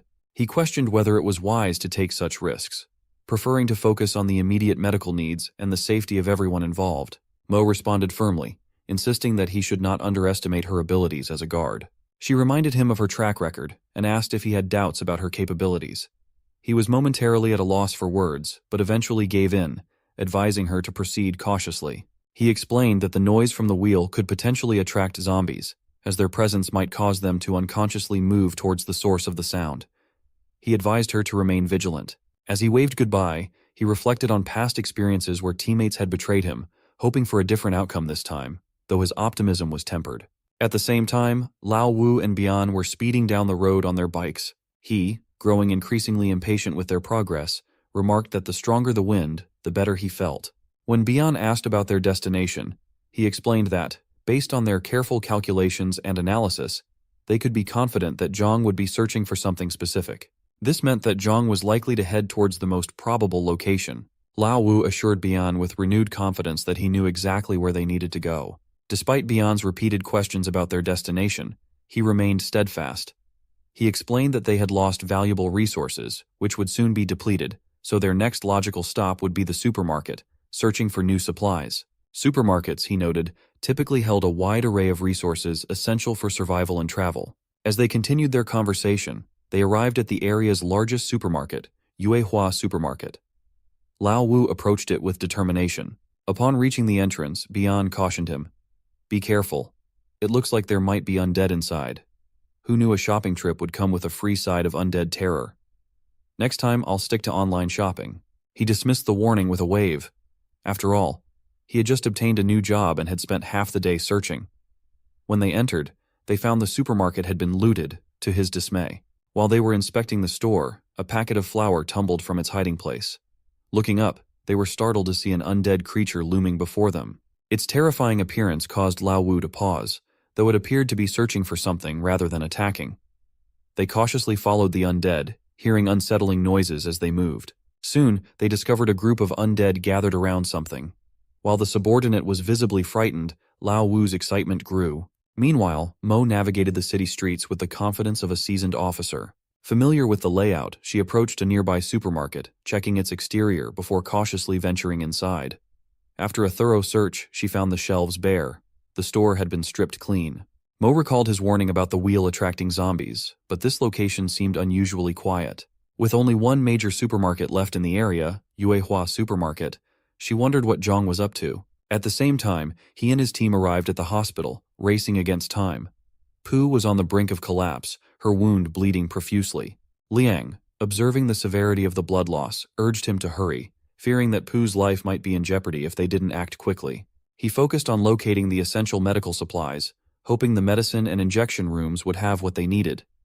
In his haste, he narrowly avoided a giant tail that crashed down near him. His eyes widened in shock as he faced a grotesque sight. A colossal green tail attached to the skeletal remains of a mutated zombie croc.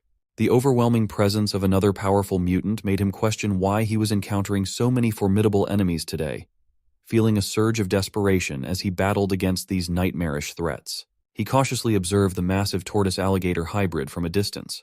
Unlike Yellow Pill or the white ape, this creature was in a league of its own, far more potent than any mutated beast he had encountered.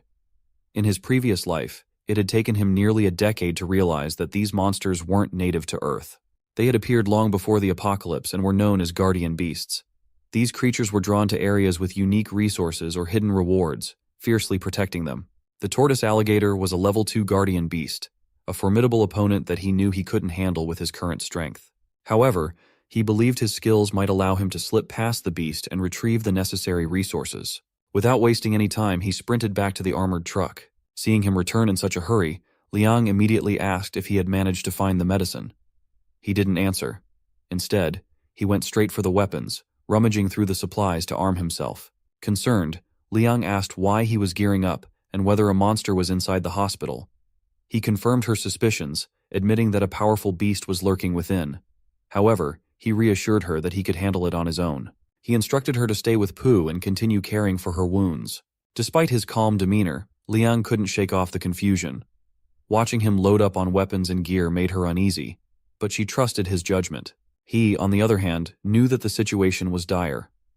The thought of facing a guardian beast with his current abilities was daunting, but he was determined to retrieve the remaining supplies they desperately needed. He hoped his plan would work, allowing him to navigate the hospital's dangers and bring back what was necessary to save Pooh and secure their survival. He planned to restrain the guardian beast, knowing he would need every advantage he could get. He decided to use specially crafted arrows, enhancing them with his craftsmanship skill, which had proven invaluable in the past. This skill allowed him to significantly strengthen weapons, miraculously improving their penetration and control over the materials used. He explained to himself that their artisan skill, while only at a beginner level, could still enhance an item's quality, provided he had materials of equal quality and quantity. The enhancement process effectively doubled the power of the arrows, much like how it had previously amplified the effectiveness of bullets against the white ape. This skill wasn't just about changing the form of objects, it fundamentally increased their quality and toughness, almost as if he was wielding a form of magic. After painstakingly working on the arrows and bow, he strengthened them into weapons of the next level. But he knew that wasn't enough.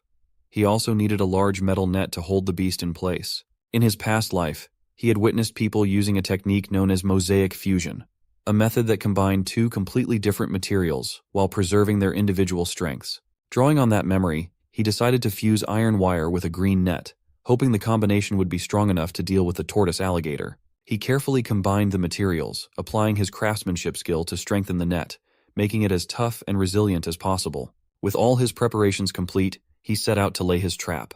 He charged forward with determination, pulling the bowstring taut and launching the reinforced net toward the tortoise-alligator. The net successfully entangled the beast, wrapping around its massive form. The guardian beast let out a furious roar, thrashing about in an attempt to free itself. His heart raced as he saw that the net had caught the creature's tail, temporarily holding it back. Wasting no time, he dashed into the medicine warehouse, eyes scanning the shelves filled with abundant supplies. He felt a surge of relief. With these materials, Pooh's surgery would have a high chance of success. However, he knew better than to assume the fight was over. The tortoise-alligator was a formidable opponent, and it wasn't long before it began to break free. The beast's enormous strength rendered the metallic net and arrows ineffective, snapping them with a mighty thud. It roared once more, its fury undiminished, and began to creep stealthily towards him, intent on reclaiming its territory. He quickly gathered as many medical supplies as possible, but the growing sense of danger was impossible to ignore. He could hear the beast's heavy footsteps approaching and knew he had to move fast. The tortoise-alligator was closing in, and he realized he was running out of time.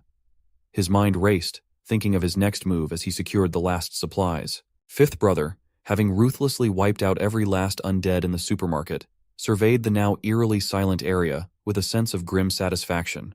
The once bustling aisles were now empty, save for the scattered remnants of his latest battle. As his gaze fell upon a gleaming, brand-new wheel sitting in the corner, he felt a spark of renewed hope. Without wasting a moment, he ordered Bian to collect the crystals from the fallen corpses. The task was executed with quick efficiency, and soon, Bian returned with a pile of crystals. However, upon inspecting the wheel, Fifth Brother's frustration mounted. The wheel required 10 crystals to operate, but Bian had only managed to gather 9. The missing crystal was a glaring, infuriating oversight. The idea of having to wait for another undead to appear, just to complete the set, was almost unbearable. Seeing the storm brewing in his leader's eyes, Bian nervously suggested that the wheel might attract more undead if they gave it some time. They only needed 1 more crystal, he said, trying to placate Fifth Brother with the hope of additional undead.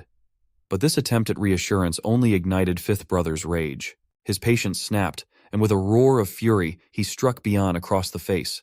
The force of the blow sent Bian stumbling, and Fifth Brother's eyes blazed with disdain. He spat out his anger, denouncing Bian as utterly useless. Merely a worthless piece of trash who couldn't even be relied upon for something as simple as gathering crystals. Meanwhile, Mo approached the supermarket, her instincts on high alert. The silence that greeted her was unnerving. The usual sounds of groaning undead were conspicuously absent, leaving an unsettling calm in their place. As she carefully stepped inside, she couldn't shake the feeling that something was terribly amiss. The silence felt like a heavy, oppressive blanket, and she wondered if all the zombies had been wiped out or if something even more sinister was unfolding. On the other side, Liang heard the roar of the tortoise alligator echoing ominously from outside as it relentlessly pounded on the door of the medicine room. Unable to stand by and do nothing, she bolted towards the hospital, her heart pounding in her chest, her voice carrying an urgent plea as she called out for him, praying fervently that he was unharmed. When she arrived, the sight before her sent a chill down her spine. The tortoise alligator was furiously battering the tightly locked door. Fear gripped her as she questioned what monstrous creature this could be. Inside the room, he was painfully aware of his dire situation.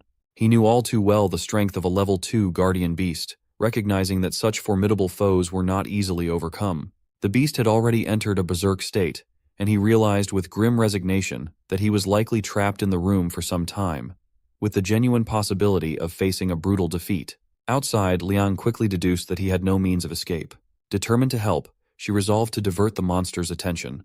Her eyes then fell upon 3 enormous eggs nearby, and a plan began to form in her mind. Meanwhile, from his corner, he caught sight of Liang, his heart sinking with fear and frustration. How had this silly girl ended up in such a perilous situation, only adding to his burdens? The tortoise alligator, relentless in its assault, finally succeeded in breaking down the door. Its massive head lunged forward, aiming directly for his face, and the room echoed with the sounds of impending danger. Despite her fear, Liang quickly honed in on the tortoise alligator's eggs. With determination overtaking her dread, she sprinted toward them, her voice rising frantically to draw the creature's attention. Standing her ground in front of the menacing beast, she braced herself as it roared and charged toward her with terrifying force. Desperate to protect her, Zhang, with no clear plan in mind, rushed forward, his voice cracking as he shouted for Liang to run. But instead of fleeing, Liang made a bold move. She shoved one of the eggs off its perch. His heart plummeted as he realized the grave danger she had just put herself in. He screamed at her to get out of there as the alligator's focus instantly shifted to the rolling egg. In a heartbeat, the creature abandoned its chase of her, redirecting its attention to save its precious offspring from smashing against the wall. Seizing the brief window of opportunity, she attempted to escape but stumbled over a rock, nearly falling. Zhong was at her side instantly, grabbing her hand tightly, and together they fled the scene. As they ran, their frantic footsteps echoed in the air. She glanced back and noticed that the tortoise alligator had stopped its chase, its attention fully consumed by the safety of its eggs. Breathless but on high alert, he explained that the creature wouldn't stray far from its offspring, knowing its instincts would keep it close to the nest. He thought they might finally be clear, but an uneasy feeling lingered in his chest. Despite their narrow escape, the threat still loomed, and he couldn't shake off the worry gnawing at him. Anger and concern boiled over as he harshly grabbed Liang by the arms, demanding to know if she had a death wish. He reminded her of the peril she had just narrowly avoided.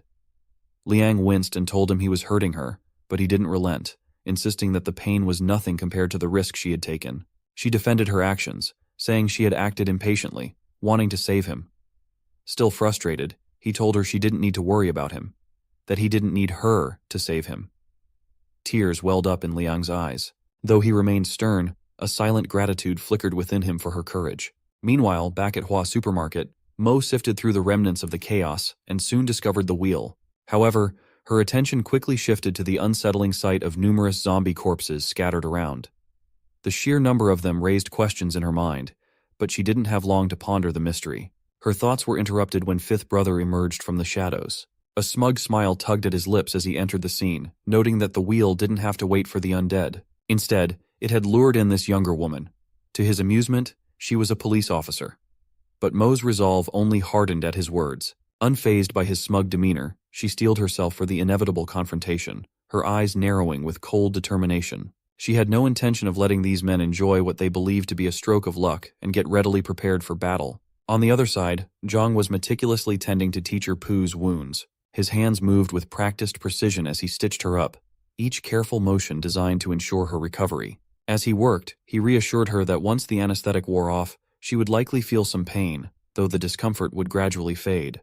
Poo's face flushed a shade of red at the thought, and she asked with a hint of worry whether the injury would leave a scar. Zhang chuckled softly, telling her that keeping her life intact was the real blessing. With the stitches completed, he suggested she take some time to rest and recover. As Zhang was preparing to leave, Liang approached, her concern for Poo evident. However, the silence was abruptly broken by the loud rumbling of Liang's stomach. The sound was both surprising and embarrassing. With a sheepish grin, Zhang suggested they take a break to grab a bite to eat before meeting up with Mo. The idea of a shared meal seemed to lift their spirits slightly, a welcome distraction from the tense atmosphere. Meanwhile, Mo was embroiled in a fierce battle with Lao Wu. Despite her relentless barrage of powerful kicks and punches, Lao Wu remained eerily unaffected. His expression was a disturbing mix of admiration and amusement, as though he were both impressed and entertained by the confrontation. Each of Mo's strikes was met with his own swift counterattacks, his movements blindingly fast. Mo's frustration mounted with each passing moment. She could see that Lao Wu wasn't just a formidable opponent. He seemed almost invincible. Every punch and kick landed with full force, yet he took them with a casual ease that suggested he might be more than just exceptionally skilled. His resilience and speed hinted at possible mutations or enhancements. Despite her growing doubts, he continued to taunt her, urging her to give her all in the fight. With a determined scowl, Mo accepted his challenge. She launched into a series of rapid, high-powered strikes, each one aimed with deadly precision. Her fist connected solidly with Lao Wu's face, a punch that would have knocked most fighters out cold. Yet, he blocked it with a nonchalant ease, his defenses as impenetrable as ever. His smirk widened, clearly enjoying the challenge. Mo's frustration only fueled her resolve as she pressed on, determined to find a way to break through his seemingly invincible guard.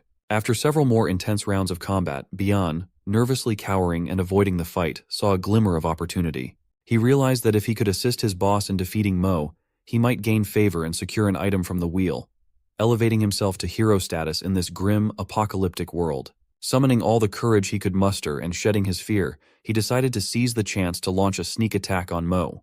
Without warning, Mo was struck from both sides as the subordinate launched his surprise assault. The suddenness of the combined attack overwhelmed her, sending her crashing violently into a wall. She crumpled to the ground, dazed and disoriented.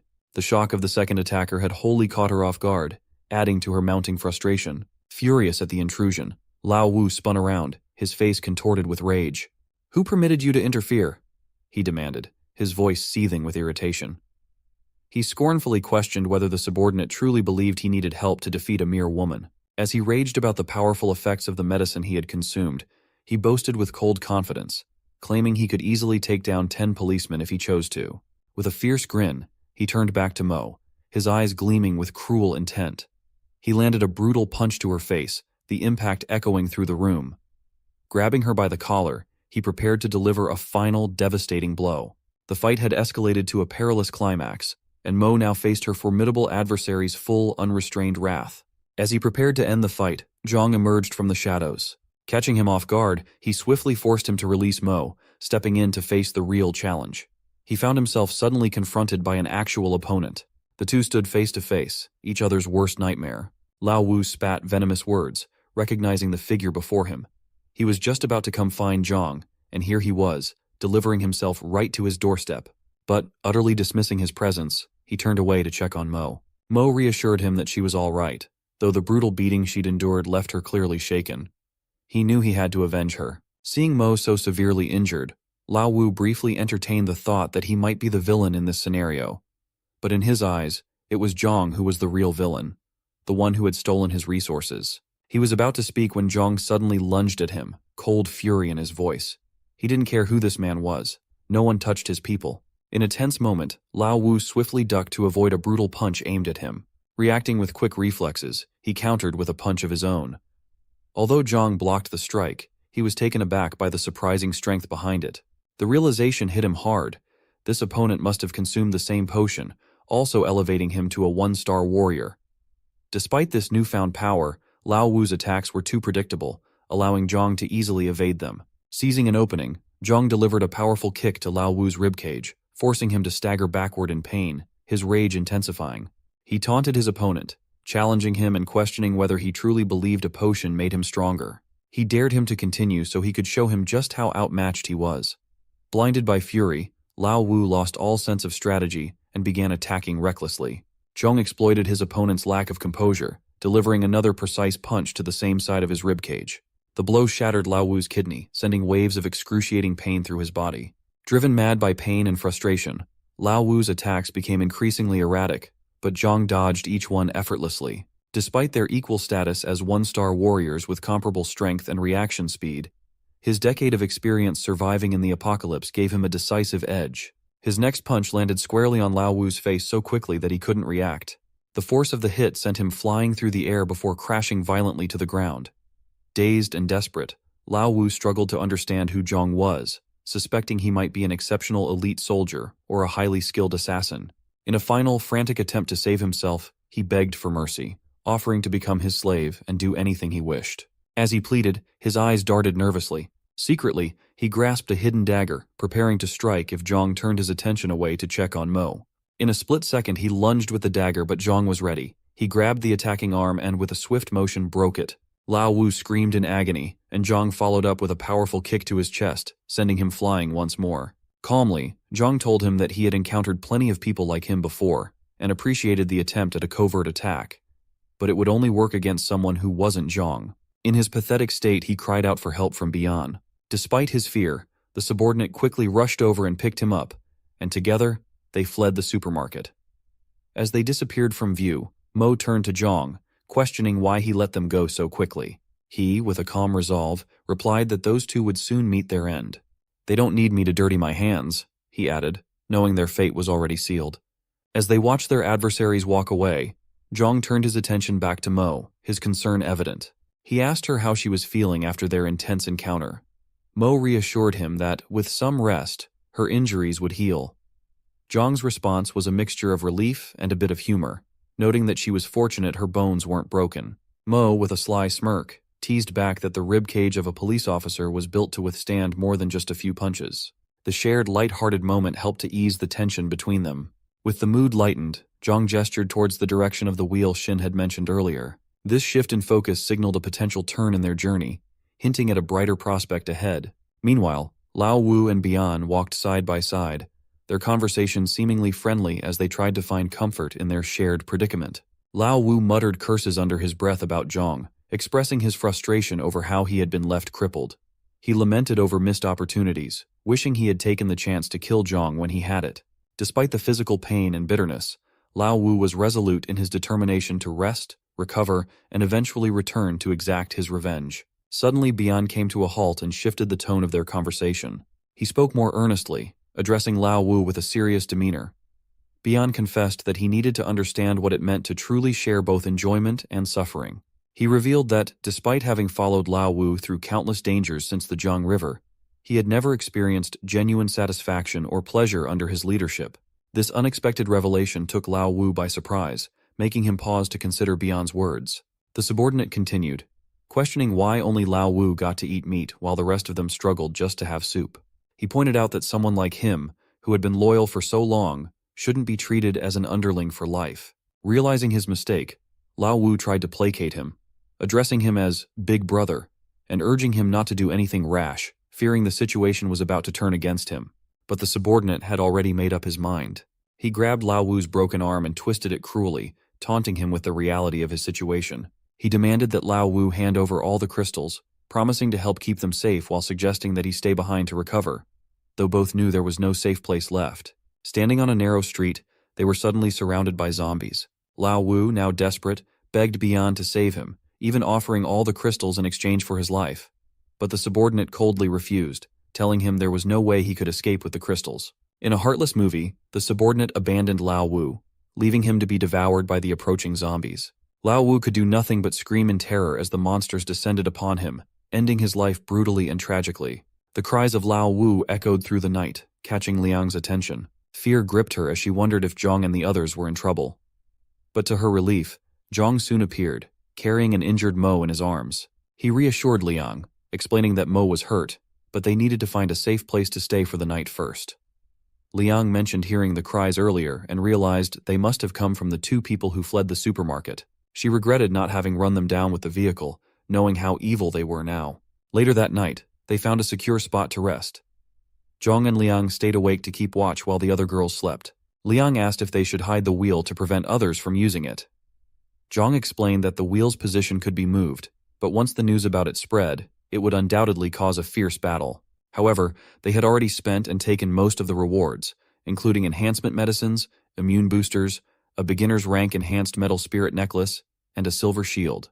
He felt grateful for the workers who had helped him gather the resources, allowing him to quickly obtain these items. Liang placed the necklace around her neck, admiring how pretty it looked. Seeing her admiration, Zhang jokingly reminded her that the necklace wasn't just a decoration, but an essential tool.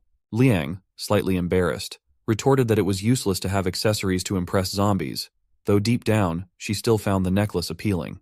Zhang sighed, reflecting on the fleeting nature of their situation. He realized the importance of unity and acting together to survive. He admitted to Liang that he wasn't entirely altruistic in saving them. He wanted them to become his allies. He needed them to trust him and prove their own capabilities, knowing that only then could they grasp the power that would secure their future. Mo and Liang stood beside Zhang, bewildered by what he had just revealed. He took a deep breath and began to explain, stressing the significance of what he was showing them. He held up the fortification medicines, and one of the rewards spun from the wheel. These medicines, he said, were designed to enhance a person's physical capabilities. They could boost muscular strength, increase speed, and even improve the body's metabolism and immunity. Mo quickly grasped the implications and asked if these enhancements were akin to superpowers. Zhang shook his head, clarifying that it wasn't quite as dramatic as that. The medicine they had was more about essential fortification, capable of improving bodily functions by 20–30%. This enhancement would make it significantly easier to handle ordinary undead threats. Still feeling uncertain, Liang muttered that even a 20% increase might not be sufficient for her, given her current physical state. Zhang offered reassurance, explaining that the medicine's value lay in its ability to push beyond one's limits and add that extra 20%. He encouraged Liang not to underestimate her own potential and to recognize the boost the medicine could provide. Mo, still skeptical, asked if this was the reason behind his impressive strength. Zhang confirmed that, without the medicine, he wouldn't have been able to match her. Despite this, Mo remained unconvinced. She pointed out that Zhang seemed to have a profound understanding of the apocalypse and possessed skills beyond typical police duties, leading her to question his true identity. Liang agreed, noting that Zhang had always seemed out of place, as if he had seamlessly adapted to the world of the undead from the moment they met him. Mo pressed further, demanding to know if Zhang had any insight into the cause of the apocalypse. Feeling the pressure and sensing his true nature might be exposed, Zhang quickly shifted the conversation. He told them that all his information came from Xin, suggesting that they should ask her directly if they wanted answers. This deftly avoided any direct revelations about his past, as he couldn't reveal that he had been reborn. To his surprise, Liang willingly accepted the explanation, commenting that Xin must be pretty special. Zhang was taken aback by how easily they accepted his diversion, realizing that his attempt to deflect had been more successful than anticipated. Liang then asked if the medicine was as powerful as Zhang claimed and whether there were any side effects. Zhang acknowledged that there were indeed risks. He explained that carelessness could result in severe consequences, such as deadly bleeding from all 7 orifices. He reminded them that benefits and dangers often went hand in hand. He didn't pressure them to decide, leaving it entirely up to them. Liang was taken aback by the potion's potential dangers, her face reflecting her shock and concern. Mo, displaying her usual bravery and determination, stood resolutely and asked to try it. Zhang handed her the medicine, commending her courage but cautioning her that the pain of evolution could be excruciating for most people.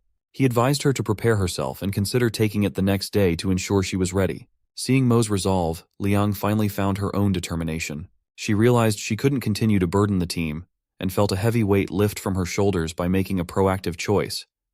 Despite the risks, she asked Zhang for the medicine as well. Zhang agreed but emphasized that both of them should wait until the next day to take it, giving them time to prepare adequately for the ordeal ahead. He advised Liang to be more practical about her attire, pointing out that dressing so fancy wasn't ideal for action. Her eyes widened in surprise at his bluntness. Meanwhile, Teacher Pu, who was trying to settle down for the night behind them, seemed a bit envious. She stirred and told them to keep the noise down, as she needed to sleep. Zhang, however, had no intention of resting. He remained vigilant, knowing there was important business to attend to the next day. He stood guard outside with his dog, maintaining a watchful eye. In the dead of night, a figure suddenly emerged from the darkness. Startled, Zhang shouted out loudly, grabbing his army knife and charging towards the intruder. To his surprise, it was Liang. Confused, Zhang demanded to know why she was outside and not sleeping. Liang explained that she was feeling scared.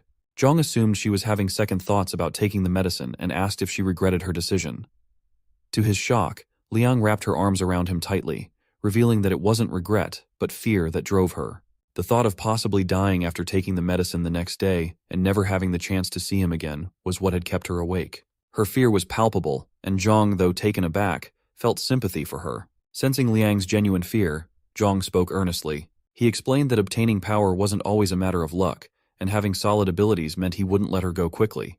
He told her he would ask her to join him in fighting for his goals. He then asked if she would still be willing to stand by him if given the chance. Liang, touched by his sincerity, responded gently. She admitted that she understood and appreciated his offer. She knew he had saved her life. If given a chance, she would always support him. Her fear seemed to dissipate, leaving her resolute.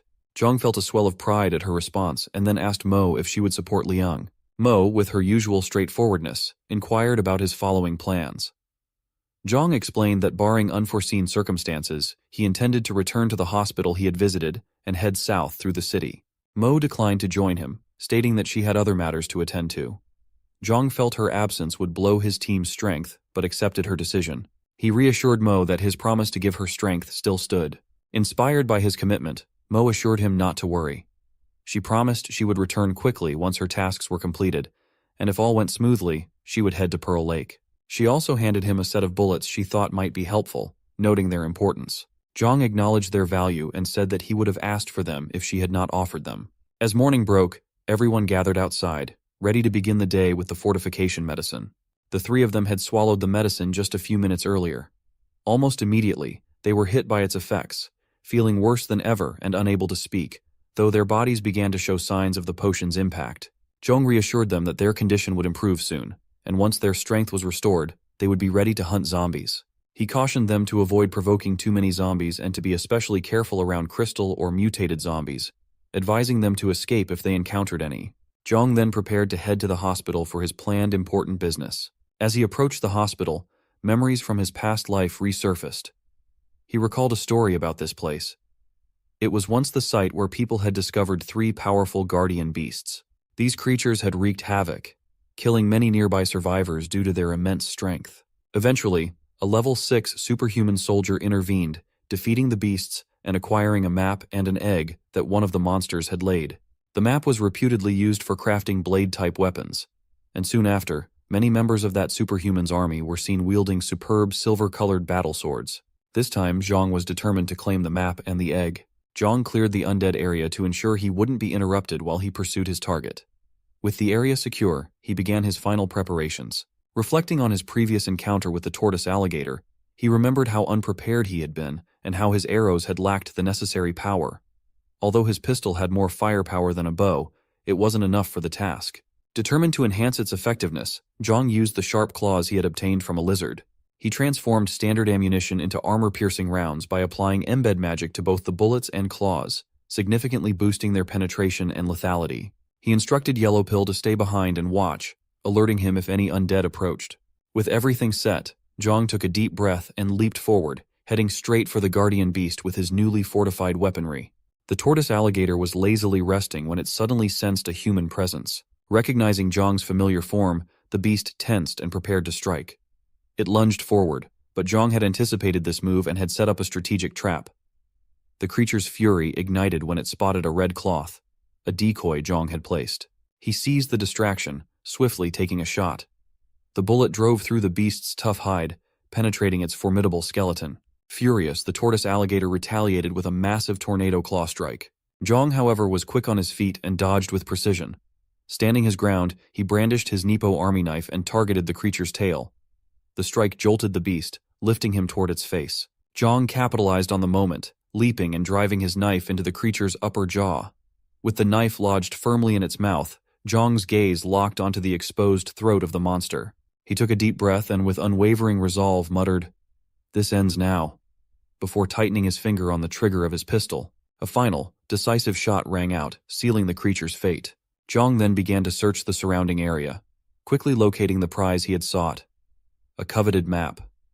The map detailed 3 distinct ranks: the frontier rank, the dancing sand, and the rare moonlight battlefield, marked with a purple tier. This map came with both a passive and an active skill, promising valuable enhancements for their journey. Zhang remembered that offensive skills were prohibitively expensive for the first 5 years when he first started the apocalypse. Even though their price had decreased over time, they remained among the most costly items.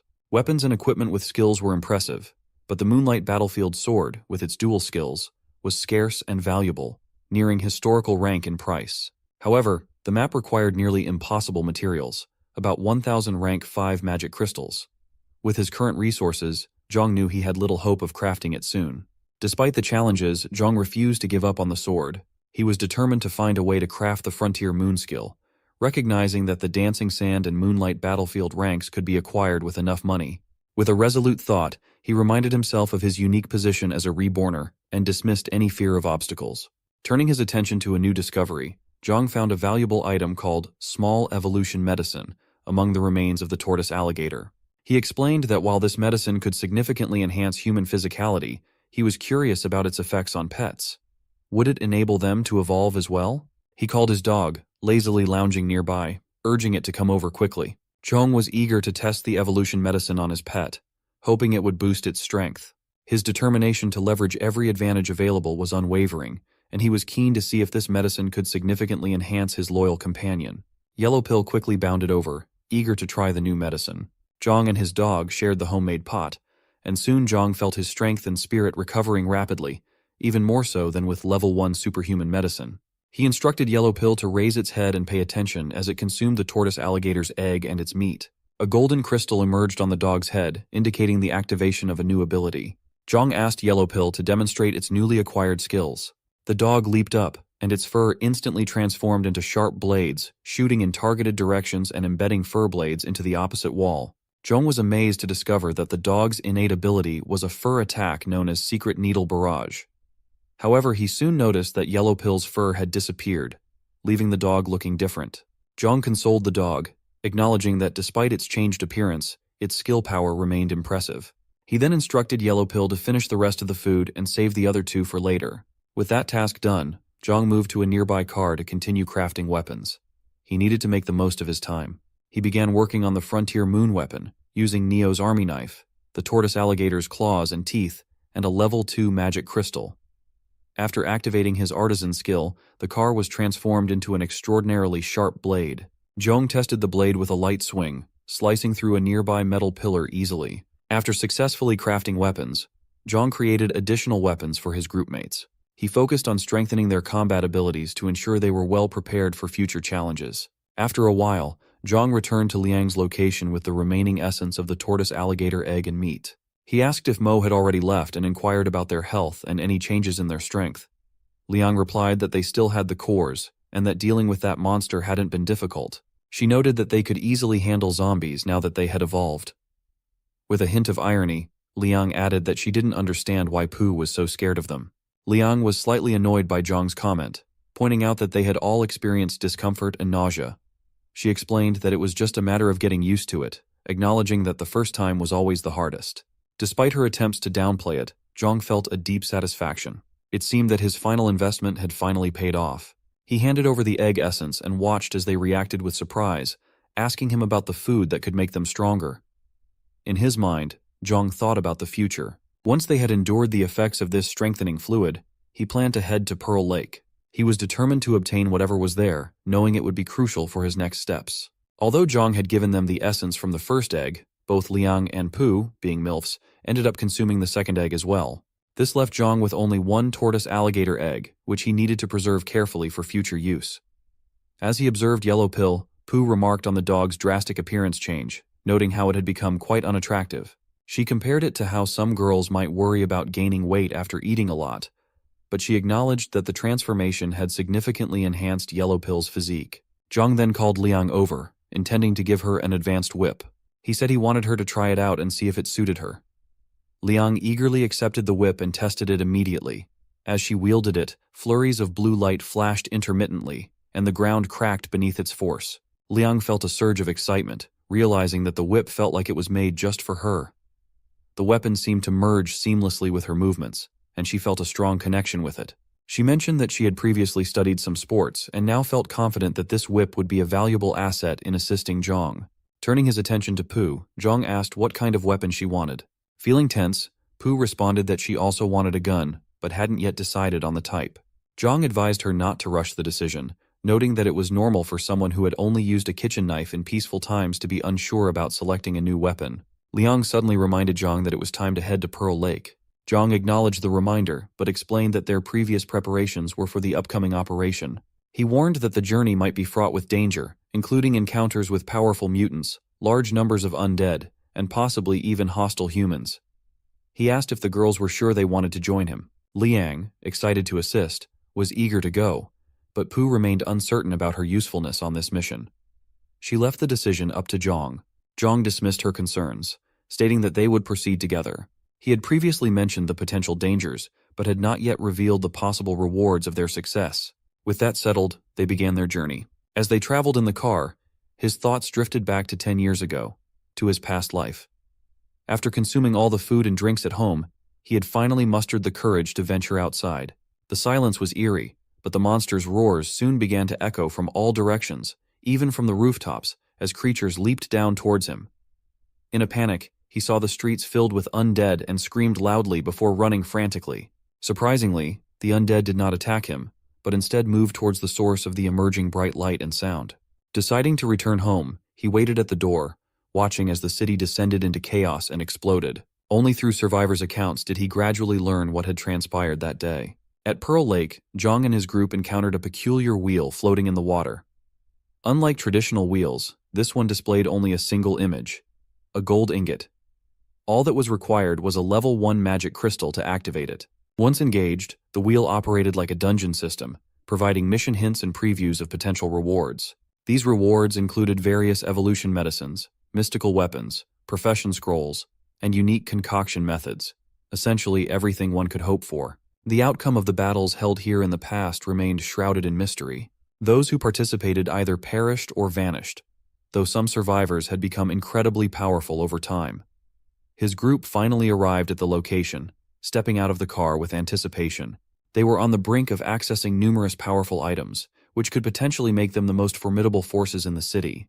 10 hours earlier, in the lobby of a logistics company in Honghai, the CEO, Li, found himself surrounded by soldiers dressed in camouflage uniforms, their grim gun barrels aimed directly at him. Captain Ye inquired if Li had taken enough time to consider their proposition. Li, puzzled by the situation, questioned what Captain Ye meant, asking if it implied that, should he refuse to comply today, he and his comrades would have to bid farewell to this world. Li silently analyzed his circumstances. He had 3 level 1 fighters by his side, 11 guns at his disposal, so why was he forced to face these military personnel at such a critical moment? He pondered whether more time could have changed his situation, and noted that the young soldier standing beside Captain Ye already seemed to be a level 2 evolver. Captain Ye responded to Li's question, stating that if they did not join the military's operation, they would not allow any unforeseen factors to jeopardize their plan. At that moment, one of Li's subordinates, evidently concerned, asked if they were genuinely prepared to engage in combat with the soldiers, but Li quickly silenced him. Captain Ye then proceeded to outline the terms, assuring them that no effort would be wasted pointlessly. He emphasized that obedience would be rewarded and that, even if Li did not trust him personally, he should at least place some faith in the military uniform Captain Ye wore. Wang Ding, who stood behind Captain Ye, interjected, suggesting that after this mission, CEO Li might even attain a level of power comparable to his own. He questioned why Li would be willing to forfeit such an opportunity. Although Li was reluctant, he had to acknowledge the military's overwhelming strength, their advanced weaponry, and their self-sufficiency. Ultimately, Li made the difficult decision to cooperate with them. Despite this, Captain Ye did not extend his hand to seal the agreement with Li. However, Wang Ding did, expressing hope that they could progress even further together in the future. Li then asked Captain Ye if he could finally reveal the details of the operation they were discussing. Captain Ye, in a measured tone, explained that they had received intelligence about a very special monster expected to appear at Pearl Lake. He mentioned that everyone was eager to compete for it, and he had strategically arranged an underground outpost nearby to guard something referred to as the Wheel. As Captain Ye spoke, Qin Xiaobo Bian informed him that time was running short. Captain Ye's voice crackled through the radio, assuring Qin that he would arrive shortly and instructing him to keep a close watch over the wheel. Meanwhile, a pair of binoculars remained fixed on everything occurring near the wheel, scrutinizing the surroundings with meticulous care. Zhang, sitting atop the truck, noted that the group was almost fully assembled. He then jumped down, asking if everyone was ready for the operation. He instructed Liang to take the radio and find a hiding spot once the operation began. Liang was to report immediately if she spotted a monster about 1 meter tall carrying a gold bag. Meanwhile, Pu was assigned to observe the area and provide real-time updates on the combat situation, paying particular attention to the movements of the small monster. Zhang himself planned to set up an ambush near the bank, and he emphasized to Pu that she must report to him immediately if the little monster's movements were detected so he could converge on the location she indicated. Zhang reassured Pu that her position would be relatively safe, and if she encountered a situation beyond her control, she should retreat. He added that if the opportunity presented itself, she could find a high vantage point to report the battle situation and the little monster's position to the team. Pu, understanding the instructions, pointed to a nearby building and asked if it would be a suitable spot. Zhang agreed, telling her to wait for them there. Before concluding, Zhang reiterated the importance of reporting immediately upon discovering the target. He warned that, while the small monster lacked any special abilities, it was extremely crafty and could summon a horde of mutated creatures, making it crucial that no one attempted to act alone. Without any warning, a massive light suddenly burst forth from the direction of Pearl Lake. Zhang immediately recognized that the gather wheel had been activated, signaling the official appearance of the treasure monster. According to the plan, he urged his team to move quickly. The treasure pot began to emit an intense, powerful light, so blinding that it temporarily robbed everyone of their sight. As their vision gradually returned, Qin Xiaobo was the first to spot a small, one-eyed monster standing atop the treasure pot, eyeing the group with a keen interest. The creature then reached for a greenish-blue conch shell hanging at its waist and began to blow into it, producing an ancient, eerie sound that reverberated through the air. This unsettling noise sent a chill down Xiaoqin's spine, filling him with an overwhelming sense of foreboding. As anticipated, the undead within the city who could hear the conch's call went berserk, rushing toward its source in a frenzied mass. Meanwhile, the soldiers maintained their disciplined formations, ready to move out at a moment's notice. Captain Ye, with binoculars in hand, kept a close watch on the situation unfolding around Pearl Lake, though his expression betrayed his growing concern. The staff officer standing beside him quickly reported the latest developments. From our position as the origin, Li's team reached the designated spot at 2 o'clock. Hu's team also arrived at their assigned location at 10 o'clock. However, Xiaobo's team, positioned at 12 o'clock, has completely disappeared from radar, and we've lost all contact with them. Additionally, unknown forces have been detected at 9 o'clock and 4 o'clock, their numbers ranging from dozens to hundreds. At the same time, large swarms of mutated creatures have been spotted advancing toward our teams from multiple directions at high speed, and our forces are now surrounded by a vast number of undead. Captain Ye smiled, his expression a mix of determination and dark humor as he spoke. They were at the center of the city after all, and hadn't they been surrounded by zombies from the very beginning? There was no real surprise in their situation. With renewed courage, he addressed his men, calling out to them with a commanding voice. The soldiers gathered around him, their attention fixed on their squad leader, ready to hear his words. He reminded them that he could have led them into the tomb of the dead, pointing out the countless mutants converging from all directions to surround them. He acknowledged that many of them were worried about their families, feeling the weight of fear and hesitation in their hearts. But then he asked the crucial question. Why were they still there? What had driven them to put on those uniforms in the first place? Captain Ye shared his own struggles, telling them that he was just like them, coming from his own hometown, facing the same fears and uncertainties. With a darker tone, he spoke of his own family, his parents, his wife, and his children. He admitted that he didn't even know if they were safe. But he challenged them to consider whether these fears were reasons to give up, to abandon the beliefs that had brought them to this point. If they didn't retreat now, they might very well die in that place, But Captain Ye reminded them of what they were at their core: soldiers, born to fight. This was war, and they had to become stronger. Stronger than the mutants, stronger than the world that sought to crush them. Even if they were to die, they would die wearing their uniforms, smashing that place to pieces and embracing the final glory of the world. His powerful words ignited a surge of courage within the soldiers. United in purpose and resolve, they began to chant with one voice, declaring that glory belonged to them. Zhang had a clear panoramic view of the rousing scene unfolding before him. Even in the bleakness of the late apocalypse, witnessing this unimaginable sense of collective honor among the soldiers filled him with admiration. At that moment, he respected them deeply. Silently, Zhang wished them good luck, though he remained uncertain about what was unfolding on the other side of the battlefield. Then without warning, clang, clang, clang! An extremely loud sound of electricity crackled from the riverbank, tearing through the tension in the air. His gaze shot upward. He caught sight of what was happening. The sudden opening of the dimensional gate left him stunned. He knew immediately that the spatial black hole leading to the wastelands had opened. The treasure monster's conch was not just a signal to summon undead and mutated creatures from the surrounding area, but also a beacon for powerful mutants from the wastelands. As the electric sound intensified, Zhang watched in growing dread as two crimson steel beasts' heads gradually took shape inside the swirling black hole. These were no ordinary creatures. They were level 2 monsters, and their arrival spelled disaster. No sooner had they emerged than their eyes locked onto a soldier. In an instant, they were upon him, and he was killed instantly, his life snuffed out in a brutal flash.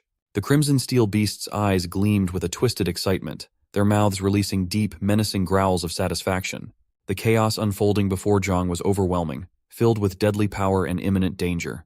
The stakes had escalated beyond anything he had anticipated. As the battlefield plunged into darkness and danger, Zhang realized with a sinking heart that the real fight for survival was just beginning. The two crimson beasts had just left when a goat-like creature appeared from the black hole, level 2 monster terror war goat. But it wasn't a herbivore like a goat, rather a bloodthirsty fiend.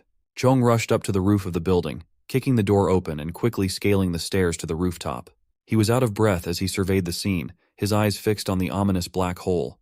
To his alarm, the black hole began to churn once more, spitting out mutants. These were smaller than the crimson steel beasts, level 1 mutants known as purple cloud war ants.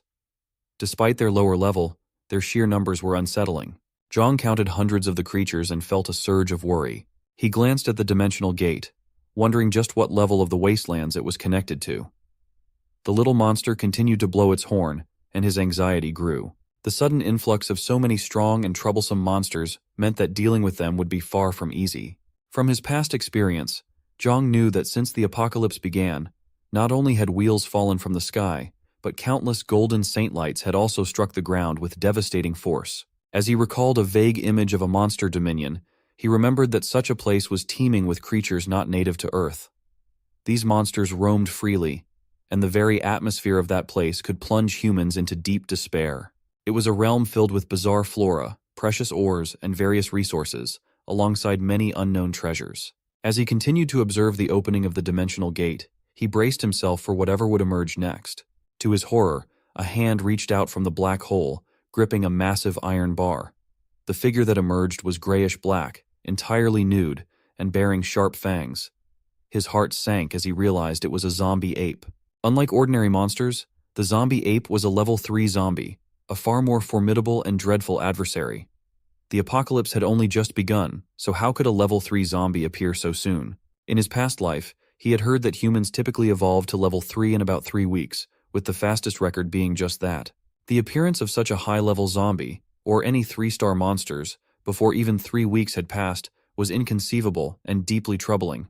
The zombie ape was effortlessly demolishing giant buildings as though they were mere toys. In front of the monstrous creature stood Li's team, and with a single massive hand, the zombie ape seized one of the men. The unfortunate individual had no chance to resist. The zombie ape simply tightened its grip. Blood poured from between its fingers, cascading down and splattering onto Li's face. Li looked on in stunned disbelief at the sheer number of beasts pouring into the area. Pooh, hidden atop a car, observed the unfolding chaos. The radio next to her crackled with Zhang's voice, asking for the current location of the treasure monster. Pooh responded that it was still by the lake. He then inquired about the colossal terror goat, wanting to know its whereabouts. She informed him that it was located to the left, behind the Angshin building. He instructed her to keep him updated on the terror goat's location and to report any unusual activity in the area. Switching his position by jumping from one building to another, he told Liang to stay close to his position. Pooh's update came when the treasure monster was now wearing a purple sky warrant and moving along the Pearl Lake. Zhang confirmed that the portal was not yet closed. Based on his past experiences, he knew that the treasure monster could only blow the flute once to summon all the mutants. However, the flute had already stopped. So why was the abyss still open? Confused and frustrated, he decided to set aside his questions. Without hesitation, he leapt to the ground and drew his moonblade. With a swift gust of wind, he beheaded 3 undead creatures, quickly snatching the magic crystals from their foreheads. He made sure not to waste any of these valuable small crystals. Suddenly, a desperate cry for help pierced the chaos. He turned his attention toward the source of the sound and saw that the terror goat was attacking survivors. Although the terror goat was a level 2 monster, which was still 1 rank above him, it was one of the easier mutants to handle. Moreover, the terror goat had a yellow earth-colored fibrous material in its body, which was known to be a valuable young treasure. Feeling a surge of determination, he charged directly at the terror goat. Using the momentum from his run, he pushed off the ground, propelling himself into the air. He spun mid-flight and landed forcefully on the terror goat's back. With lightning-fast reflexes, his wrists moved deftly as he drove his blade downward. The moonblade tore through the terror goat's tough skin, plunging into its body with precision and force. As Zhang continued to stab the back of the terror goat, those who had fled earlier watched in disbelief. They couldn't believe that Zhang had managed to leap onto the monster's back and break through its defenses. Considering everyone was a level 1 superhuman, how had Zhang managed such a remarkable feat? The terror goat, enraged by the tiny human on its back, began to spin and jump violently, trying to shake Zhang off. Zhang, fully aware of the terror goat's intentions, pressed his blade in even deeper. The beast let out a furious roar, lifting its head high in a vain attempt to lessen the pain. Onlookers were stunned to see that his blade could actually pierce the terror goat's body, while their own attacks had barely made a dent in its fur and skin.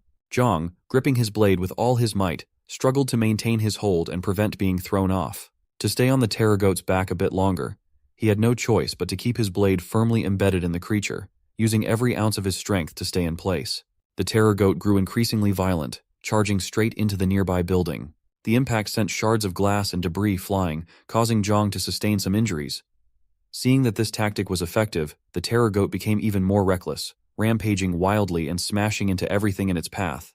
Eventually, the creature came to a halt, realizing it had found a way to deal with Zhang. Understanding that staying on the terror goat's back was no longer viable, Zhang pulled his blade out with all his strength, and foul-smelling blood sprayed from the wound. He quickly leapt down from the goat's back, but as soon as he landed, the terror goat's foot came crashing down where he had just been. The beast fixed its fierce gaze on Zhang, preparing for another attack. Gathering his strength, Zhang readied himself for a decisive blow. He sprang into the air with agility, swinging his arm and driving his blade straight towards the terror goat's vital spot. Unlike the back, this area was devoid of bones and filled with soft, meaty tissue. The terror goat, writhing in pain, flung Zhang away and immediately charged at him with its massive horns, intent on finishing the fight. Zhang had been hurt, and blood sprayed from his mouth. Despite spitting out blood, he managed a grim smile, knowing that the terror goat was definitely dead. The creature made a final futile attempt to struggle before collapsing to the ground. The survivors from earlier, who had secretly approached to see the outcome, were taken aback.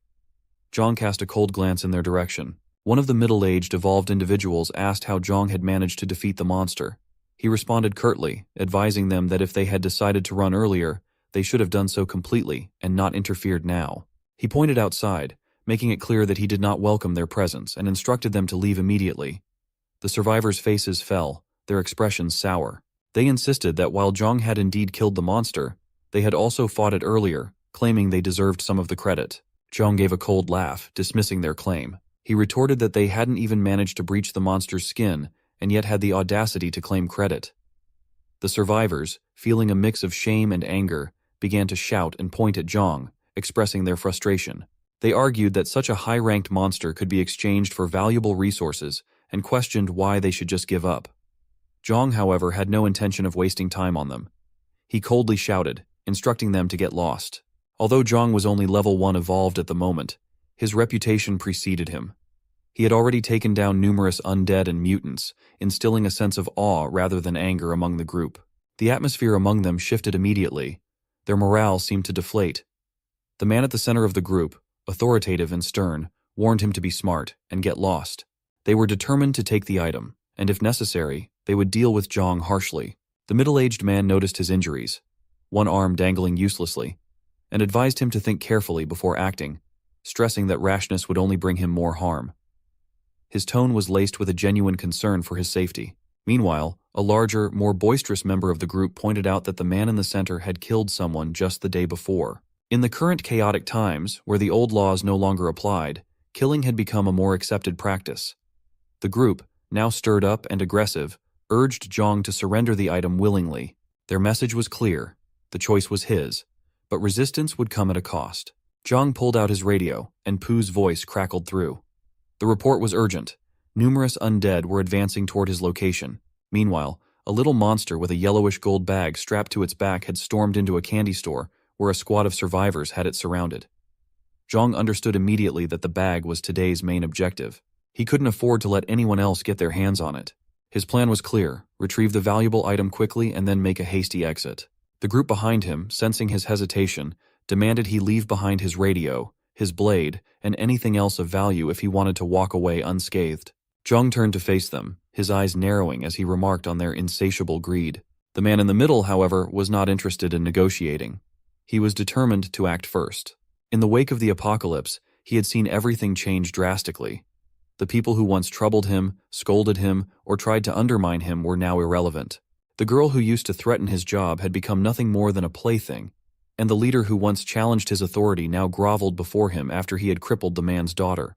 The world had shifted, and he was determined to seize his power in this new reality. With a steely resolve, he swung his weapon towards Zhang, ready to assert his dominance and secure his position in this harsh new world. In an instant, a blinding flash of light cut through the chaos. The middle-aged man's weapon slipped from his grasp and fell to the ground. It took him a few agonizing seconds to react, his screams of pain finally breaking the tense silence. Zhang's voice cut through the commotion. "When you want to kill someone, remember, others might want to kill you too."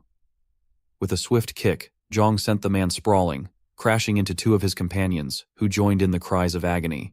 As Zhang seized the precious item and made his exit, the onlookers could only watch in stunned silence. Soon after, a horde of undead emerged, and the group's fear became palpable. Desperate cries filled the air as they scrambled to cope with the new threat. Inside a nearby building, the sharp, deafening crack of gunfire echoed as several guns concentrated their fire on the door's defense line. Chengze, after dealing with a pile of mutated rats outside, saw Mo return, visibly shaken and pale. He quickly inquired about what had happened, but Mo only muttered that the giant rats had been nauseating. Her concern shifted to Zai, who was anxiously looking around and expressed her deep worry for her husband, clearly distressed by the uncertainty of his whereabouts and safety. Seeing Mo's distress, Chengze reassured her. Xiaoqin was with the government division stationed in the newly opened district, an area with many buildings but few people and undead. It was also not far from the armored division barracks. He then shifted the conversation, asking Mo why she had just returned and mentioning that he needed to report to the team leader. Mo's thoughts turned to Zhang's resolute figure and the promise they had made. She was about to explain when Chenglong's sudden shout cut her off. The noise they had made had attracted a massive monster. A few people rushed to the window and saw, with a growing alarm, the enormous zombie ape charging directly toward the building. The sight of the monstrous creature was both terrifying and urgent, making their earlier concerns about safety seem trivial in comparison. The armed police squad quickly adjusted their gun muzzles and began firing at the zombie ape. However, as they soon discovered, their bullets had no impact on the creature. The realization hit them hard. If the beast made it downstairs, they would all be doomed. Chengze turned to Mo and urgently told her to help him deal with the zombie ape. Meanwhile, at the 3 o'clock position, Zai cried out as she unleashed flames from her flamethrower. Chenglong and Xiaohu joined her, their guns firing relentlessly to push back the mutated rats that were swarming in that direction. Chengze watched them struggle against the fast-moving rats when, without warning, a gray arm reached in through the window from below, aiming to grab him. In a split second, Mo's arm shot out, swatting the undead's arm away just in time to save Chengze. But the undead retaliated, its sharp claws tearing into Mo's arm. The close encounter left everyone on edge, battling both the monstrous zombie ape and the relentless undead that threatened their safety. Seeing the scene unfold, Chengze's heart sank. He furiously emptied his clip into the undead's head, his anger barely subsiding despite the relentless fire. Frustrated, he shouted at Mo, demanding to know what she was doing. Calmly, Mo assured him that she was fine and wouldn't be infected. The rest of the group's expression shifted as they took in the situation. Sai Lei, showing a determined resolve, drew a blade and prepared to cut off her own arm, believing that a disability was better than death. She moved to grab her arm, but Mo quickly intervened, stopping her. Mo then revealed the truth. She had taken evolution medicine and was fine.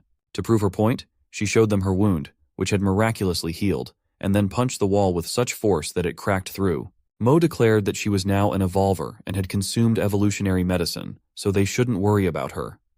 Her display left everyone stunned and speechless. Pointing out the window, she reminded them that the zombie ape was still advancing. After a moment of dazed silence, the group saw the massive creature drawing nearer. Instantly, they fired all available bullets at it, but normal ammunition had no effect. Then, a burst of gunfire rang out, hitting the zombie ape's eyes. The bullets were from the special ammo Zhang had given her. The zombie ape roared in fury, clutching its injured eye and grabbing a nearby car to hurl at them. Mo's group quickly dropped to the floor, bracing themselves as the car flew through the air toward their position. At that moment, Zhang was in the midst of a conversation with Liang. She informed him that she had encountered a group of thugs and would need to deal with them before proceeding. Zhang asked if she was capable of handling the situation. Liang assured him that they were not a significant challenge for her. He instructed her to seek out Teacher Pu if she found the situation too difficult. As Zhang spoke, he saw several cars hurtling past between the buildings, their chaotic movement clearly the work of the enraged zombie ape. The creature was using every method at its disposal to vent its fury. Zhang was unaware that his first teammate, whom he had focused on after being revived, was facing a life-or-death struggle. His primary concern was ensuring he reached the treasure monster before others could snatch it away, and he hoped to reach Pearl Lake soon. Zhang, still nursing the injuries from his recent battles, felt a pressing need for a healer on his team. In the apocalypse, many survivors didn't perish from combat, but from missing the crucial window for treatment. Medicines were a rare luxury, far more valuable than food and water, and healers were highly sought after. Having just one pharmacist in his team would allow him to fight at full strength without holding back. Hua Hai, observing the attractive woman before him, regarded her with interest. He explained that it wasn't a matter of not letting Liang go, but that advancing further was extremely dangerous. He suggested that staying with them was the safest option. Despite this, he made his way to the street leading to Pearl Lake's road, hoping to navigate the little monster ahead. The leader of the thugs blocking Liang's path warned her that it was dangerous ahead, and suggested it would be safer for her to stay with them. He thought about how Captain Ye had provided him with weapons and evolution medicine, and even arranged a squad for him, but had taken away a valuable card from the wheel. Hua Hai knew that card was worth far more than the medicine, and it was clear that Captain Ye had used him as cannon fodder. However, this woman intrigued him. Hua Hai was not interested in Liang's appearance, but rather in the evolved aura surrounding her, her unusual weapon, and the fact that her earlier phone call had been to someone else. All these clues indicated that she was part of a squad, and despite her strength, she wasn't even the leader. Seeing Liang's unwavering resolve, he decided to let her go, but demanded she share how she had become so strong. Liang's frustration with the group was palpable. She recounted her past life as one of struggle and exhaustion, feeling like a sheep among predators until the apocalypse came and wiped out those who tormented her. The world had changed dramatically. Even though she faced constant danger, she had never felt so liberated and refreshed. She considered herself fortunate to have met a man who, despite his strictness, truly cared about her well-being. Zhang had taught her how to become stronger and survive in this harsh new world. For the first time in years, she felt she could truly rely on someone. Now, seeing Zhang in grave danger while this group impeded her progress, her face hardened with determination as she cracked her whip, giving the thugs an ultimatum. Either they could choose to get out of her way, or face dire consequences. At a newspaper stand, Zhang crouched low, trying to keep himself hidden. Captain Ye's military squad was advancing down the road, and Zhang could see purple ants pouring out of a black hole in the middle of the street, ready to attack the soldiers. The total assault had begun. Captain Ye's command rang out. "Kill them!" Instantly, the army's firepower unleashed a torrent of bullets toward the advancing ants. The first wave of gunfire seemed to have a clear impact, and the soldiers' morale surged as they saw their initial efforts pay off. Hiding behind the newsstand, Zhang shook his head, recognizing that these soldiers were in for a harsh reality check. The giant ants quickly regrouped and counterattacked. They stood upright, almost human-like, and began spraying streams of corrosive green liquid from their mouths. The areas where the liquid landed began to dissolve rapidly, causing agonized screams from the soldiers as their weapons melted into blackened, smoking wreckage. Zhang, concealed on the side, weighed the decision of whether to assist the beleaguered soldiers. But as he watched Captain Ye standing atop a vehicle with a cold, indifferent gaze, his resolve hardened. He sneered and decided to head straight for Pearl Lake without further delay. As Zhang dashed away, Captain Ye noticed him, his eyes narrowing with a cold, dismissive snort. Zhang rounded a corner and arrived at Pearl Lake, quickly scanning the area for the lakeside candy booth. He spotted 2 ants surrounding a wooden house, confirming that he was in the right place. Just as Zhang moved closer, a horn blared, and his expression shifted in alarm. The giant black hole on the lake suddenly expanded dramatically. Zhang couldn't believe what he was seeing. The little monster was opening a dimensional portal for the second time. Amidst the blaring horn, a massive, menacing creature slowly emerged from the dark void. The sight was both shocking and foreboding, escalating the urgency of his mission. The creature emerging from the black hole was an unsettling sight. Its entire body was covered in a deep crimson, and it had 3 thick, crude legs in both the front and back, giving it a grotesque, unnatural appearance. Its forearms, similarly grotesque, grew directly from its shoulders and flanks. The creature was wrapped in heavy, pitch-black iron chains, which clanked with every movement. On its head, a single blue horn flickered rhythmically, as if breathing. His eyes widened in shock as he recognized the monster. It was the Chain Prisoner, a notorious being that had become increasingly powerful since the apocalypse began. This creature had broken through the Wasteland's fortress and emerged into the outside world. Now, it bore a level 4 green magic crystal embedded in its forehead. This marked it as one of the first level 9 mutants humanity had ever encountered. Before humanity had any level 9 superhumans, the Chain Prisoner was the undisputed terror. It roamed aimlessly, leaving a path of destruction in its wake, obliterating survivor bases and wreaking havoc wherever it went. It wasn't until humanity also developed level 9 superhumans that a trio of these powerful beings was able to bring it down. That battle became legendary, known as the battle where Xin Fei earned the title of the Slaughter Rose. The enormity of the situation now before Zhang was clear. This was a confrontation with a creature that had once been a symbol of unparalleled. Zhang assessed his own capabilities.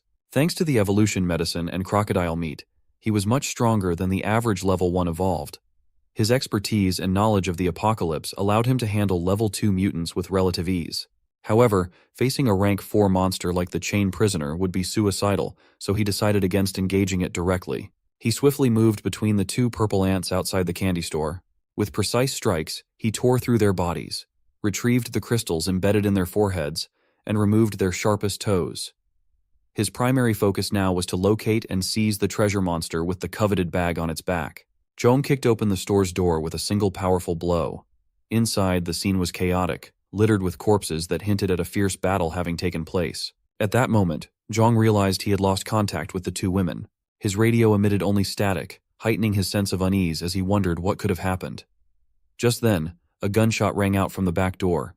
There, CEO Li was commanding his troops, their guns firing relentlessly. He held a radio in his hand, urgently requesting reinforcements from Captain Ye. CEO Li had observed earlier that the treasure monster had pulled a bottle of evolution medicine from its bag and splashed it over itself. This monster was potentially the day's most significant prize. With its shoulder struck by a bullet, the treasure monster emitted a strange cry. CEO Li, now filled with excitement, instructed his team to devise ways to take down the monster from atop the purple ant's body. The stakes were high, and securing the treasure monster's bag was crucial. Suddenly, Zhang burst into the scene with remarkable speed. The troops, caught off guard, scrambled to raise their guns, but Zhang was too fast for them. He struck with precision, his punches landing before they could even pull the triggers. CEO Li barely had time to lift his weapon before Zhang was upon him, delivering a powerful elbow strike to his chest. With the military gun now in his possession, Zhang noted that Captain Ye had seemingly abandoned all military support for this operation. His determination surged as he forcefully stomped his foot, propelling himself urgently toward the treasure monster. He knew the situation with the treasure monster was about to become widely known, and he needed to secure the bag before anyone else could get to it. Meanwhile, CEO Li, realizing the gravity of the situation, grabbed his radio and urgently contacted Captain Ye. He reported that the treasure was right there, and warned that if Captain Ye didn't act quickly, others would claim it. The urgency in his voice underscored the high stakes of the operation, as everyone raced to secure the prized bag before it slipped away. Zhang pressed on relentlessly, finally spotting the treasure monster by a lake near the plaza. The creature had dismounted from the monster ant and was now leisurely gnawing on a chicken leg it had scavenged from somewhere. Zhang observed that the treasure monster's previously wounded shoulder had fully healed, looking as good as new. Suddenly, the treasure monster turned its gaze towards Zhang, halting its gnawing and emitting a low, menacing growl. At that sound, the two purple ants nearby charged at Zhang. To his surprise, these ants were not ordinary. They were level 2 generals.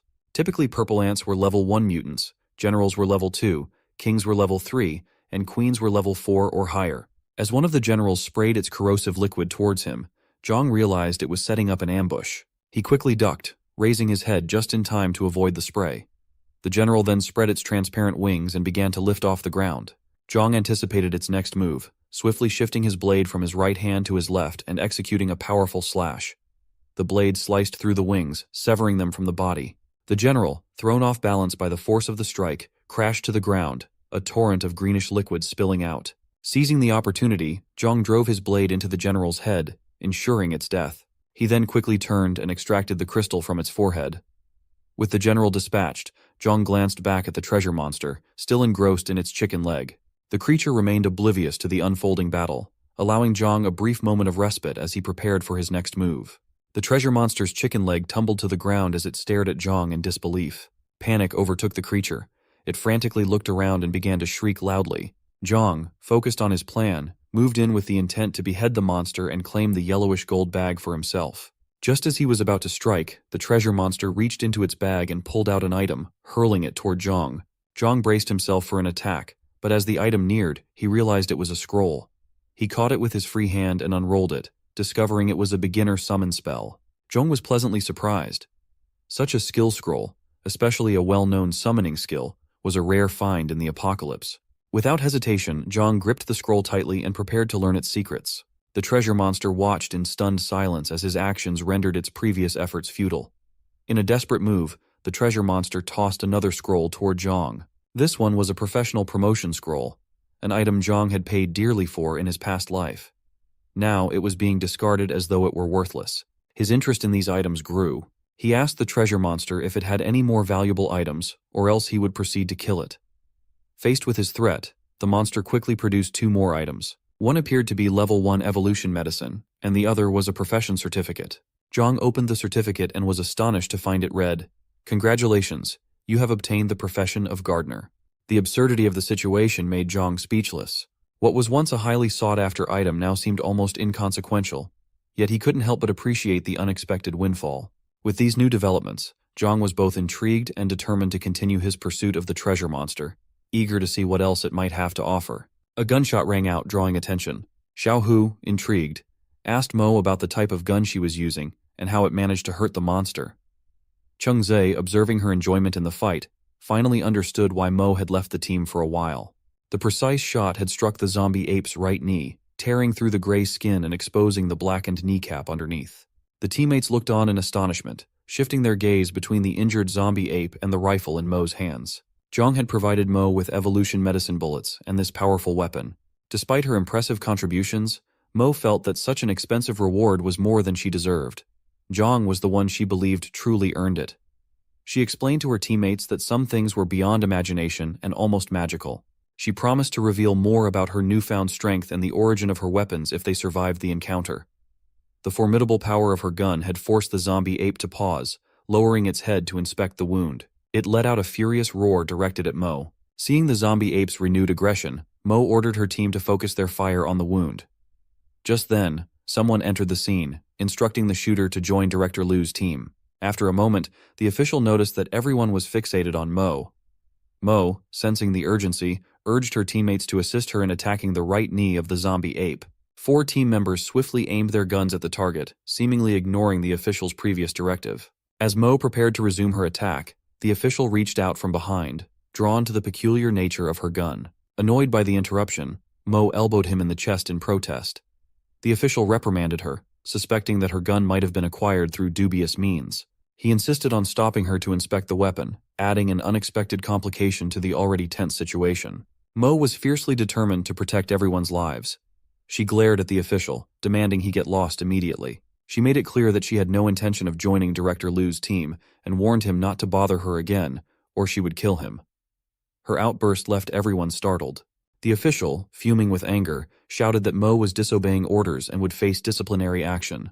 In response, Mo decisively fired a shot at the wall just beside his ear, using the threat to force him to turn and leave. Chungzu and the others were taken aback by Mo's rash behavior, but couldn't deny the effectiveness of her actions. They wondered if she would be able to stay with the team in the future. Mo, however, was adamant that she had no intention of remaining with the police force. She told them bluntly that aside from the ordinary individuals like her teammates, there was nothing worth keeping her there. Mo expressed her disillusionment with the place, questioning whether they truly understood the purpose of their relentless struggle and what they would ultimately gain from it. Her behavior had seemed odd since her return, but now it was clear. Mo revealed the harsh truth she had overheard.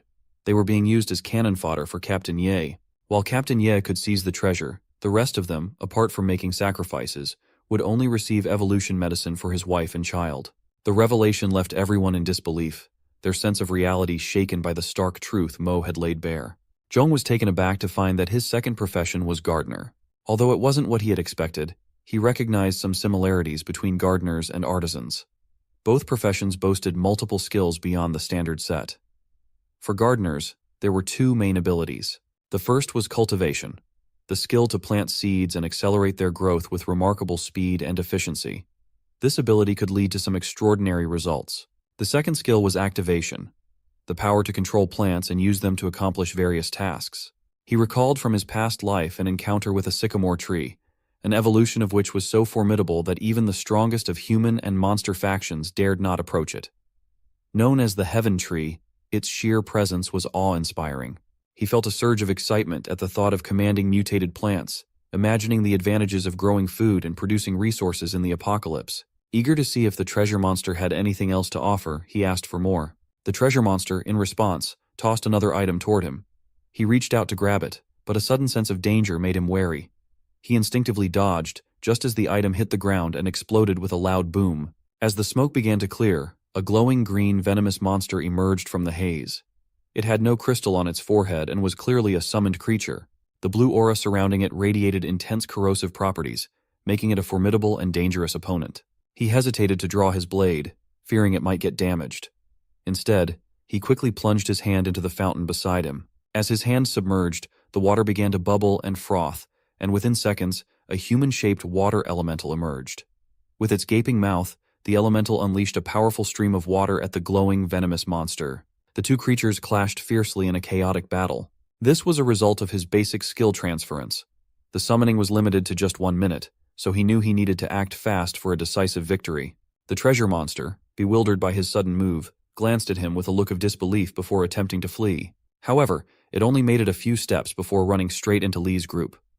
Li's sinister laugh filled the air as he declared, "Kill them!" His subordinates immediately opened fire, their bullets tearing through the air. Zhong, agile and quick, darted behind a nearby sculpture, feeling a surge of frustration. He couldn't avoid the gunfire and was deeply reluctant to see the treasure monster fall into Li's hands.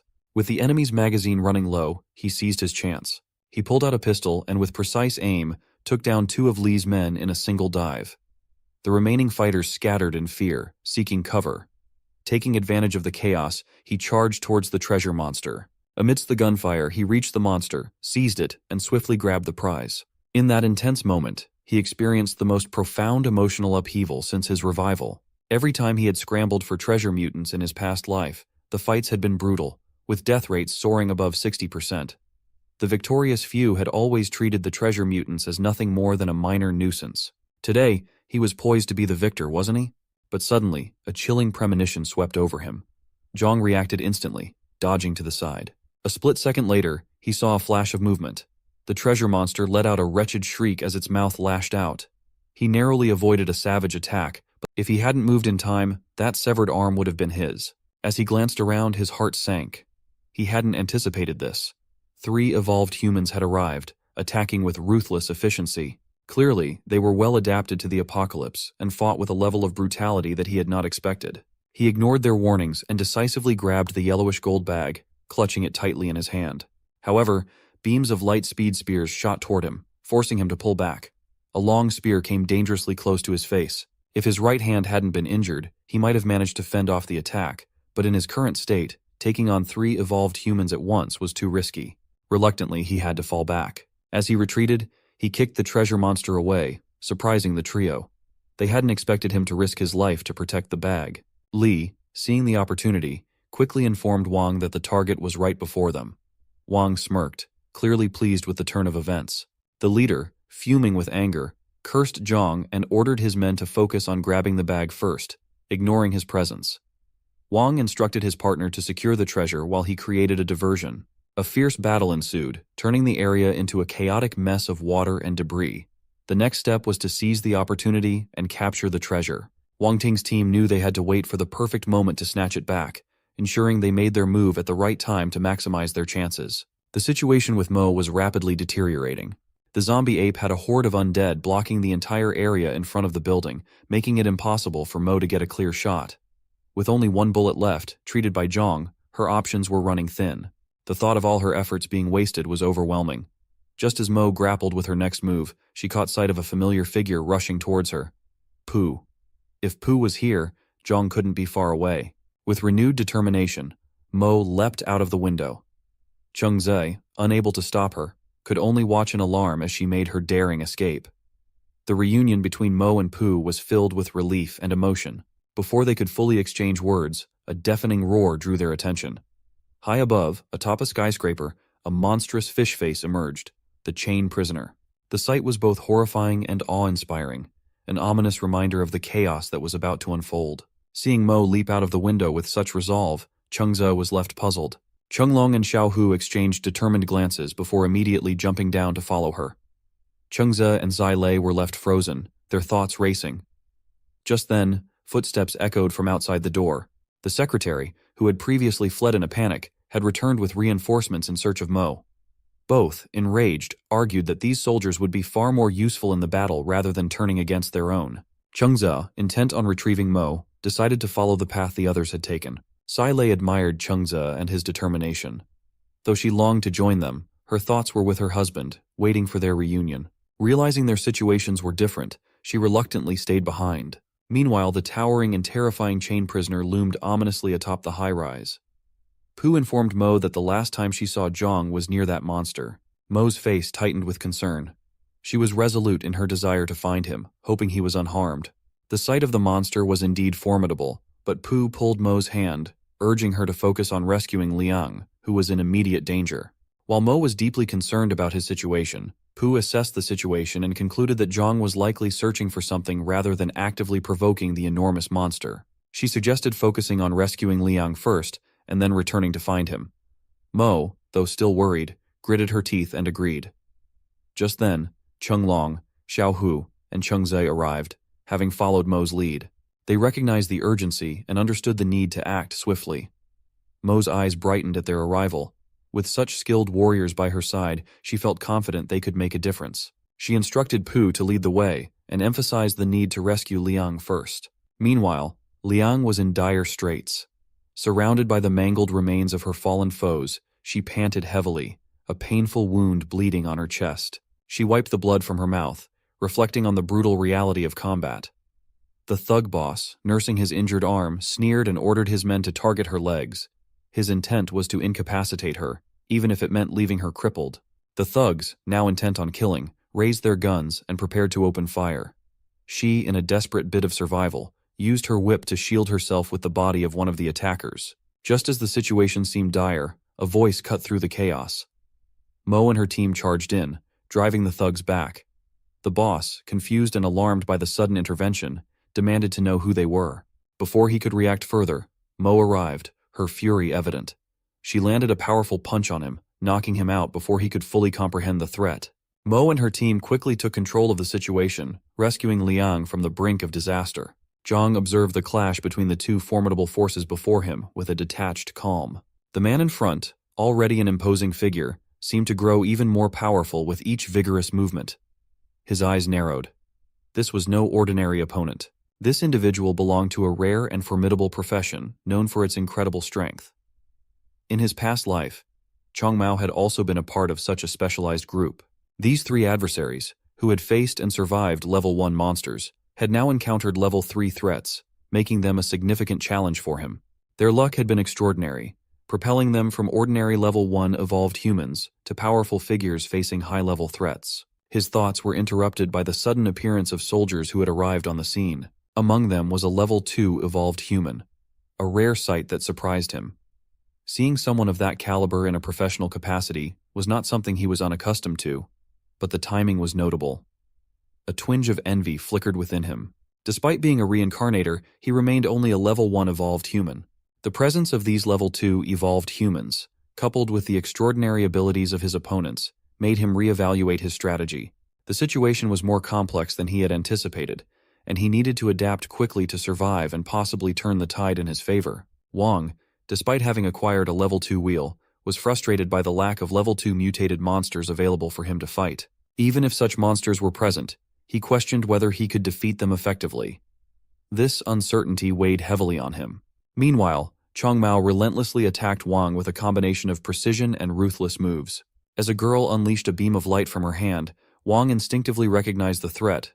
Faced with both attacks simultaneously, Wang was forced to make a difficult choice. He decided to endure a wound from Chongmao's assault rather than risk a more severe injury from the light beam. His quick reflexes with the spear minimized the severity of the wound, but it still caused him significant pain. This unexpected outcome momentarily threw Chongmao off balance. Seizing the opportunity, Wang clenched his fist and delivered a powerful punch that sent Chongmao crashing through the air.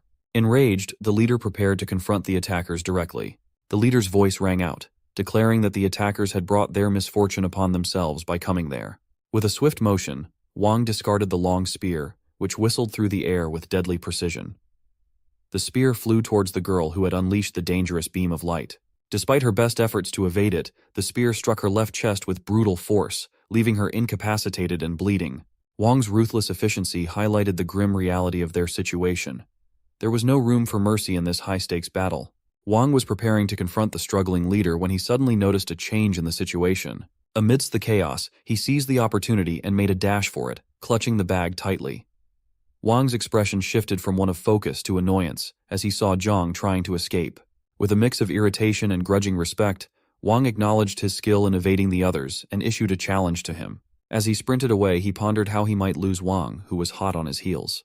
The ground suddenly rumbled beneath him, causing Zhang to glance up in surprise. To his dismay, he realized that he had run straight into the chain prisoner's territory. The dense smoke billowing from the massive creature created an obscuring haze. With a determined grin, he plunged into the smoke, hoping to use it as cover. Wang, unfazed, followed him into the swirling mist without hesitation.